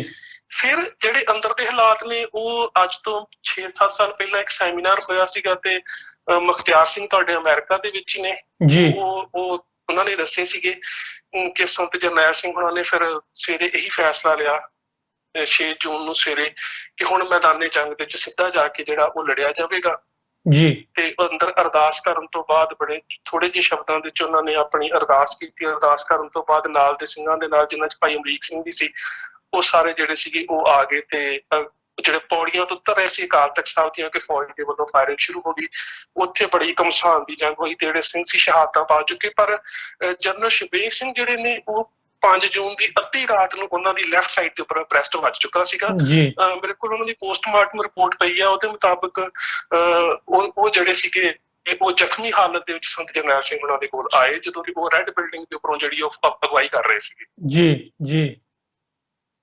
ਤੇ ਇਸੇ ਤਰ੍ਹਾਂ ਸੰਤ ਜਰਨੈਲ ਸਿੰਘ ਉਹਨਾਂ ਦੀ ਜਿਹੜੀ ਪੋਸਟਮਾਰਟਮ ਰਿਪੋਰਟ ਹੈ ਉਹਦੇ ਵਿੱਚ ਜੇਕਰ ਅਸੀਂ ਵੱਜੀਆਂ ਗੋਲੀਆਂ ਦੇ ਨਿਸ਼ਾਨ ਵੇਖਦੇ ਹਾਂ ਤਾਂ ਸਪਸ਼ਟ ਪਤਾ ਲੱਗਦਾ ਹੈ ਕਿ ਕਿਸ ਤਰ੍ਹਾਂ ਦੇ ਨਾਲ ਉਹਨਾਂ ਸਾਹਮਣੇ ਮੱਥੇ ਜਿਹੜੀ ਜੂਝ ਕੇ ਉਹ ਸ਼ਹਾਦਤ ਪ੍ਰਾਪਤ ਕੀਤੀ ਹੈ ਜੀ। ਬਿਲਕੁਲ। ਉਸ ਤੋਂ ਪਹਿਲਾਂ ਆਪਾਂ ਜਿਹੜਾ ਭਾਈ ਅਮਰੀਕ ਸਿੰਘ ਹੋਣਾ ਦੀ ਸ਼ਹਾਦਤ ਹੈ, ਕਿਉਂਕਿ ਉਹਨਾਂ ਦਾ ਜ਼ਿਕਰ ਨਹੀਂ ਆਇਆ ਸਾਰੀ ਘਟਨਾ ਦੇ ਵਿੱਚ, ਉਹ ਸੰਖੇਪ ਚ ਜ਼ਰੂਰ ਦੱਸੋ ਕਿ ਉਹ ਕਿਹੜੇ ਮੋਰਚੇ ਤੇ ਸਨ ਤੇ ਕਿਸ ਵੇਲੇ ਜਿਹੜੀ ਉਹਨਾਂ ਦੀ ਸ਼ਹਾਦਤ ਹੁੰਦੀ ਹੈ। ਵਿੱਚ ਜਿਹੜੇ ਪ੍ਰਤੱਖ ਦਰਸ਼ੀ ਨੇ ਉਹਨਾਂ ਦੇ ਮੁਤਾਬਕ ਭਾਈ ਅਮਰੀਕ ਸਿੰਘ ਹੁਣੀ ਜਦੋਂ ਪੌੜੀਆਂ ਤੋਂ ਉਤਰ ਰਹੇ ਸੀ ਜ਼ਖਮੀ ਤਾਂ ਉਸ ਵੇਲੇ ਹੀ ਹੋ ਗਏ ਸੀਗੇ ਜੀ, ਸੰਤਾਂ ਦੇ ਨਾਲ ਉਤਰ ਰਹੇ ਸੀ ਜਦੋਂ ਗੋਲੀ ਲੱਗੀ ਸੀ ਜੀ। ਤੇ ਉਸ ਤੋਂ ਬਾਅਦ ਜਿਹੜੇ 2 ਨਿਸ਼ਾਨ ਸਾਹਿਬ ਨੇ ਅਕਾਲ ਤਖਤ ਸਾਹਿਬ ਦੇ ਉਹਨਾਂ ਦੇ ਪਿਛਲੇ ਬਰਾਂਡੇ ਦੇ ਵਿੱਚ ਉਹ ਫੌਜ ਦਾ ਮੁਕਾਬਲਾ ਕਰ ਰਹੇ ਸੀਗੇ ਜੀ। ਇੱਕ ਸਰੋਤ ਦੇ ਵਿੱਚ ਮਿਲਦਾ ਹੈ ਕਿ ਅੱਡੀ ਦੇ ਉੱਪਰ ਸੋਚ ਪੈ ਗਈ। ਹੁਣ ਇਹ ਨਹੀਂ ਪਤਾ ਕਿ ਬਹੁਤ ਚਿਰ ਬੈਠਣ ਦੇ ਨਾਲ ਮੁਕਾਬਲਾ ਕਰਨ ਦੇ ਨਾਲ ਜਾਂ ਫਿਰ ਅੱਡੀ ਦੇ ਉੱਪਰ ਕੋਈ ਗੋਲੀ ਜਾਂ ਕੋਈ ਬਹੁਤ ਸਾਰੀਆਂ ਕੈਂਕਰਾਂ ਵੀ ਵੱਜ ਰਹੀਆਂ ਸੀ, ਜਦੋਂ ਗੋਲੇ ਵੱਜ ਰਹੇ ਸੀਗੇ ਤੇ ਸੰਗਮਰਮਰ ਦੇ ਟੁਕੜੇ ਤੇ ਇੱਟਾਂ ਦੇ ਟੁਕੜੇ ਵੀ ਵੱਜ ਰਹੇ ਸੀਗੇ ਤੇ ਉਹਦੇ ਤੋਂ ਬਾਅਦ ਜਿਹੜੇ 2 ਨਿਸ਼ਾਨ ਸਾਹਿਬ ਨੇ ਉਹਨਾਂ ਦੇ ਨੇੜੇ ਉਹ ਜੂਝਦੇ ਹੋਏ ਜਿਹੜੇ ਸੀ ਉਹ ਸ਼ਹਾਦਤ ਪ੍ਰਾਪਤ ਕਰ ਗਏ। ਉਹਨਾਂ ਦੀ ਪੋਸਟਮਾਰਟਮ ਰਿਪੋਰਟ ਮੈਨੂੰ ਨਹੀਂ ਮਿਲ ਗਈ ਅਜੇ ਤੱਕ। ਅੰਤਮ ਜਿਹੜੀ ਸਰੀਰ ਦੀ ਤਸਵੀਰ ਤਾਂ ਮੈਨੂੰ ਮਿਲੀ ਹੈ ਉਹਨਾਂ ਦੀ, ਪਰ ਉਹਨਾਂ ਦੀ ਪੋਸਟਮਾਰਟਮ ਰਿਪੋਰਟ ਮੈਨੂੰ ਨਹੀਂ ਮਿਲ ਸਕੀ ਜੀ। ਸੋ ਇਹ ਸਰੋਤਾਂ ਦੇ ਮੁਤਾਬਕ ਜਿੱਥੇ ਸੰਤ ਬਾਬਾ ਜਰਨੈਲ ਸਿੰਘ ਜੀ ਖਾਲਸਾ ਪਿੰਡਰਾਂ ਵਾਲਿਆਂ ਨੇ ਆਪਣੀ ਪਹਿਲਾਂ ਹੀ ਜਿਹੜੀ ਜਗ੍ਹਾ ਨਿਯੁਕਤ ਕੀਤੀ ਸੀ ਕਿ ਇੱਥੇ ਸ਼ਹੀਦੀ ਦੇਣੀ ਆ, ਅਖੀਰ ਨੂੰ ਉਹ ਦੁਨੀਆ ਦੀਆਂ 3 ਵੱਡੀਆਂ ਪਾਵਰਾਂ ਦਾ ਮੁਕਾਬਲਾ ਕਰਦੇ ਹੋਏ ਫਿਰ ਆਪਣੀ ਮਰਜ਼ੀ ਦੇ ਨਾਲ ਜਿਹੜਾ ਉਹਨਾਂ ਨੇ ਸਥਾਨ ਜਿਹੜੀ ਜਗ੍ਹਾ ਉਹਨਾਂ ਨੇ ਚੁਣੀ ਸੀ ਉੱਥੇ ਆ ਕੇ ਉਹਨਾਂ ਨੇ ਜਿਹੜਾ 6 ਜੂਨ ਦੀ ਤੜਕਸਾਰ ਨੂੰ ਸਵੇਰ ਨੂੰ ਜਿਹੜੀ ਉਹ ਸ਼ਹਾਦਤ ਦਿੱਤੀ। ਬਿਲਕੁਲ ਜੀ। ਸੋ ਇਸ ਤੋਂ ਬਾਅਦ ਡਾਕਟਰ ਸਾਹਿਬ ਬੜੇ ਸਰੋਤਾਂ ਦੇ ਵਿੱਚ ਕਿਹਾ ਜਾਂਦਾ ਔਰ ਕੌਮ ਨੇ ਜਿਹੜਾ ਆਪਣਾ ਸਲੋਗਨ ਵੀ ਬਣਾਇਆ ਹੋਇਆ ਕਿ ਆਪਣੀ ਲਾਸਟ ਇੰਟਰਵਿਊ ਦੇ ਵਿੱਚ ਸੰਤਾਂ ਨੇ ਇਹ ਗੱਲ ਕਹੀ ਸੀ ਕਿ ਜਿਸ ਦਿਨ ਹਰਮੰਦਰ ਸਾਹਿਬ ਦੀ ਹਦੂਦ ਦੇ ਵਿੱਚ ਹਿੰਦੁਸਤਾਨ ਦੀ ਨਾਪਾਕ ਫੌਜ ਦੇ ਪੈਰ ਪਏ, ਉਸ ਦਿਨ ਖਾਲਿਸਤਾਨ ਦੀ ਨੀਂਹ ਰੱਖੀ ਜਾਏਗੀ।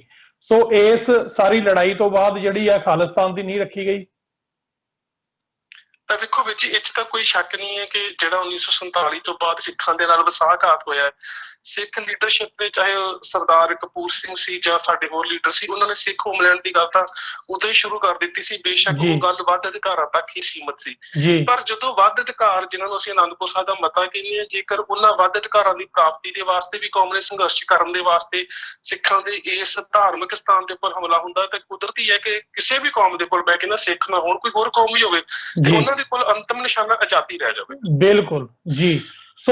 ਸੋ ਅੱਜ ਜਦੋਂ ਆਪਾਂ ਜੀ, ਸੋ ਉਸ ਤੋਂ ਬਾਅਦ ਆਪਣੇ ਕੋਲ ਸਾਂਝੀ ਕਰਨਾ ਚਾਹੁੰਦਾ, ਜਿਹੜੀ ਕੁਲਦੀਪ ਬਰਾੜ ਨੇ ਆਪਣੀ ਕਿਤਾਬ ਦੇ ਵਿੱਚ ਲਿਖੀ ਹੈ ਜੀ, ਕਿ ਜਿਸ ਵੇਲੇ 8 ਜੂਨ ਨੂੰ ਗਿਆਨੀ ਜੈਲ ਸਿੰਘ ਆਇਆ ਜੀ, ਤੇ ਇੱਕ ਭੋਰੇ ਦੇ ਵਿੱਚ ਲੁਕੇ ਹੋਏ ਇੱਕ ਸਨਾਈਪਰ ਵਾਲੇ ਅੱਤਵਾਦੀ ਨੇ ਗੋਲੀ ਚਲਾਈ, ਜਿਹਦੇ ਨਾਲ ਇੱਕ ਆਫੀਸਰ ਜ਼ਖਮੀ ਹੋ ਗਿਆ, ਤੇ ਕਹਿੰਦਾ ਸ਼ੁਕਰ ਹੈ ਕਿ ਗਿਆਨੀ ਜੈਲ ਸਿੰਘ ਬਚ ਗਿਆ। ਤਾਂ ਸਾਡੇ ਸਰੋਤਾਂ ਦੇ ਮੁਤਾਬਕ ਬਾਅਦ ਦੇ ਵਿੱਚ ਉਸ ਭੋਰੇ ਦੇ ਵਿੱਚ, ਇਹ ਆਰਮੀ ਦੇ ਜਿਹੜੇ ਸਰੋਤ ਉਹ ਕਹਿੰਦੇ ਨੇ ਕਿ ਇੱਕ ਮੈਡੀਕਲ ਡਾਕਟਰ ਨੂੰ ਤੇ ਕੁਝ ਹੋਰ ਜਵਾਨਾਂ ਨੂੰ ਉਹਨਾਂ ਨੇ ਬੰਦੀ ਵੀ ਬਣਾ ਲਿਆ। ਉਹਦੇ ਤੋਂ ਬਾਅਦ ਉੱਥੇ ਵੀ ਫਿਰ ਜਿਹੜੀ ਜ਼ਹਿਰੀਲੀ ਗੈਸ ਸੀ ਸੁੱਟ ਕੇ ਉਹਨਾਂ ਨੂੰ ਭੋਰੇ ਦੇ ਵਿੱਚ ਜਿਹੜੇ ਸਿੰਘਾਂ ਨੂੰ ਸ਼ਹੀਦ ਕੀਤਾ ਗਿਆ। ਤੇ ਜਿਹੜੇ ਪ੍ਰਤੱਖਦਰਸ਼ੀਆਂ ਦੇ ਮੁਤਾਬਕ ਉਹ ਜਿਹੜੇ 8 ਜੂਨ ਤੱਕ ਲੜਨ ਵਾਲੇ ਸੀ, ਉਹ ਭਾਈ ਮੇਜਰ ਸਿੰਘ ਨਾਗੂ ਕੇ ਸੀ। ਜੀ ਜੀ ਜੀ।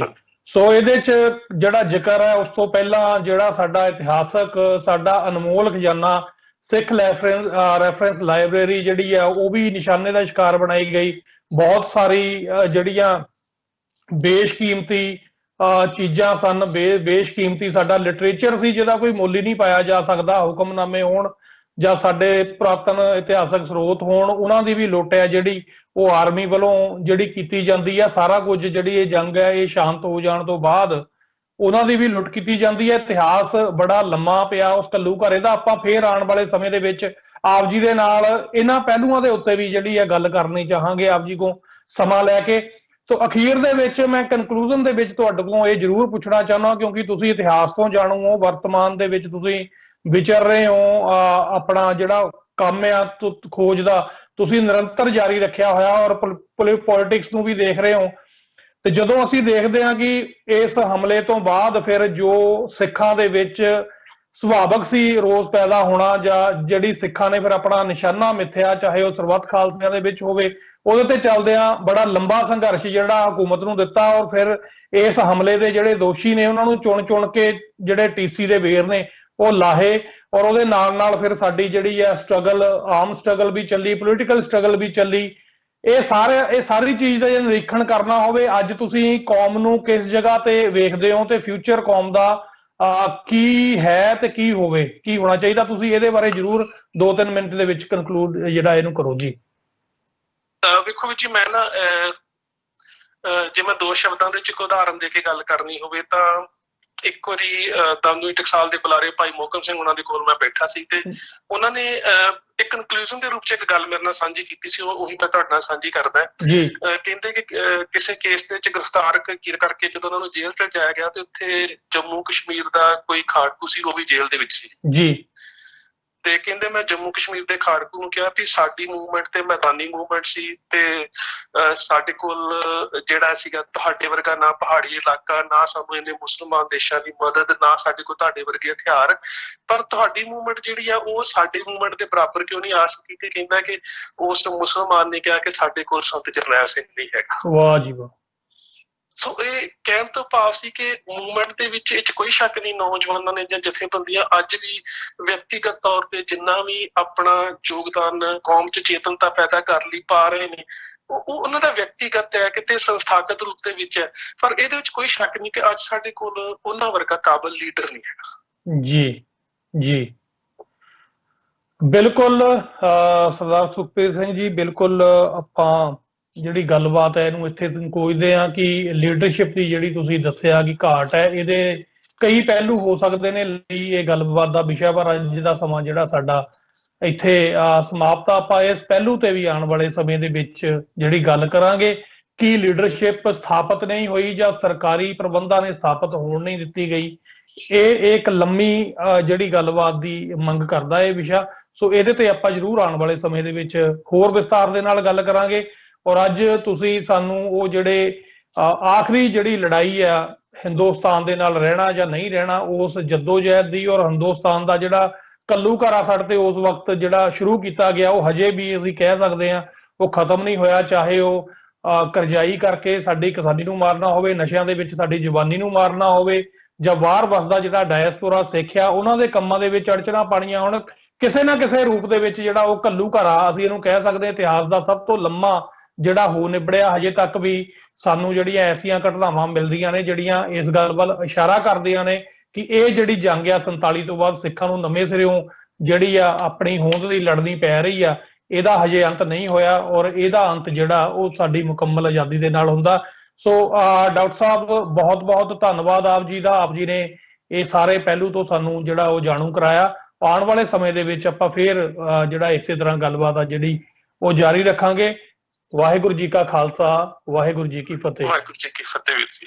ਸੋ ਵਿਊਅਰਸ, ਇਹ ਸਨ ਡਾਕਟਰ ਸੁਖਪ੍ਰੀਤ ਸਿੰਘ ਉਦੋਕੇ, ਇਤਿਹਾਸਕਾਰ ਨੇ। ਕਾਫੀ ਮਿਹਨਤ ਇਹਨਾਂ ਨੇ ਜਿਹੜੀ ਇਸ ਫੀਲਡ ਦੇ ਵਿੱਚ ਕੀਤੀ ਆ।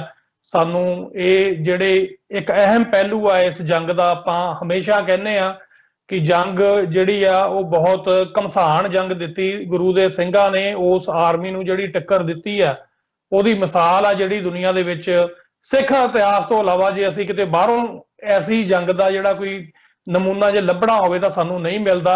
ਮੇਰਾ ਖਿਆਲ ਆ ਕਿ ਜੇ ਇਹਨੂੰ ਇਸ ਜੰਗ ਦਾ ਇਤਿਹਾਸ ਆ ਜਿਹੜਾ ਇਮਾਨਦਾਰੀ ਦੇ ਨਾਲ ਜਿਹੜਾ ਇਹ ਦੁਨੀਆ ਨੂੰ ਦੱਸਿਆ ਜਾਵੇ, ਲਿਖਿਆ ਜਾਵੇ, ਤੇ ਦੁਨੀਆ ਮੰਨੇਗੀ ਤੇ ਮੰਨ ਵੀ ਰਹੇ ਨੇ ਦੁਨੀਆ ਦੇ ਕਈ ਸਰੋਤ ਕਿ ਇਹ ਜਿਹੜੀ ਜੰਗ ਹੈ ਇਹ ਇਸ ਤਰ੍ਹਾਂ ਦੀ ਜੰਗ ਜਿਹੜੀ ਕਦੀ ਸਿੱਖ ਇਤਿਹਾਸ ਤੋਂ ਬਾਹਰ, ਸਿੱਖ ਇਤਿਹਾਸ ਦੇ ਵਿੱਚ ਤਾਂ ਸਾਨੂੰ ਮਸਾਲਾਂ ਮਿਲਦੀਆਂ ਨੇ ਪਰ ਇਤਿਹਾਸ ਤੋਂ ਬਾਹਰ, ਸਿੱਖ ਇਤਿਹਾਸ ਤੋਂ ਬਾਹਰ ਜੇ ਅਸੀਂ ਵਰਲਡ ਦਾ ਇਤਿਹਾਸ ਦੇਖ ਲਈਏ ਤਾਂ ਐਸਾ ਜਿਹੜਾ ਕ੍ਰਿਸ਼ਮਾ ਗੁਰੂ ਦੇ ਸਿੰਘਾਂ ਨੇ ਕਰ ਦਿਖਾਇਆ, ਜਿਹੜਾ ਚਮਕੌਰ ਦੀ ਗੜ੍ਹੀ ਦੀ ਜੰਗ ਨੂੰ ਸੁਰਜੀਤ ਕੀਤਾ, ਐਸੀ ਜੰਗ ਜਿਹੜੀ ਉਹ ਨਹੀਂ ਦੇਖਣ ਨੂੰ ਮਿਲਦੀ। ਸੋ ਸਾਡੇ ਨਾਲ ਇਹਨਾਂ ਨੇ ਇਸ ਜੰਗ ਦੇ ਜਿਹੜਾ ਇੱਕ ਕੱਲੇ ਸੀਨ ਤੋਂ, ਕੱਲੇ ਮੋਰਚੇ ਤੋਂ ਕਿਸ ਤਰ੍ਹਾਂ ਜਿਹੜੀ ਆ ਗੱਲਬਾਤ ਹੋਈ ਉਹਦੇ ਬਾਰੇ ਸਾਨੂੰ ਦੱਸਿਆ।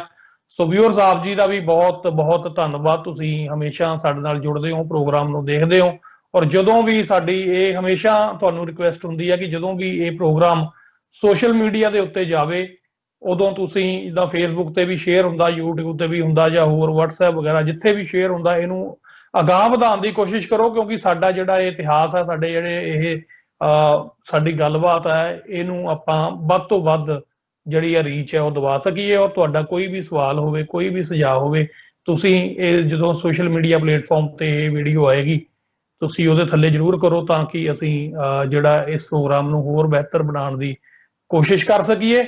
ਔਰ ਅੱਜ ਦੇ ਲਈ ਜੁੜਨ ਦੇ ਲਈ ਬਹੁਤ ਬਹੁਤ ਧੰਨਵਾਦ। ਵਾਹਿਗੁਰੂ ਜੀ ਕਾ ਖਾਲਸਾ, ਵਾਹਿਗੁਰੂ ਜੀ ਕੀ ਫਤਿਹ। ਵੇਖਦੇ ਰਹੋ TV 84।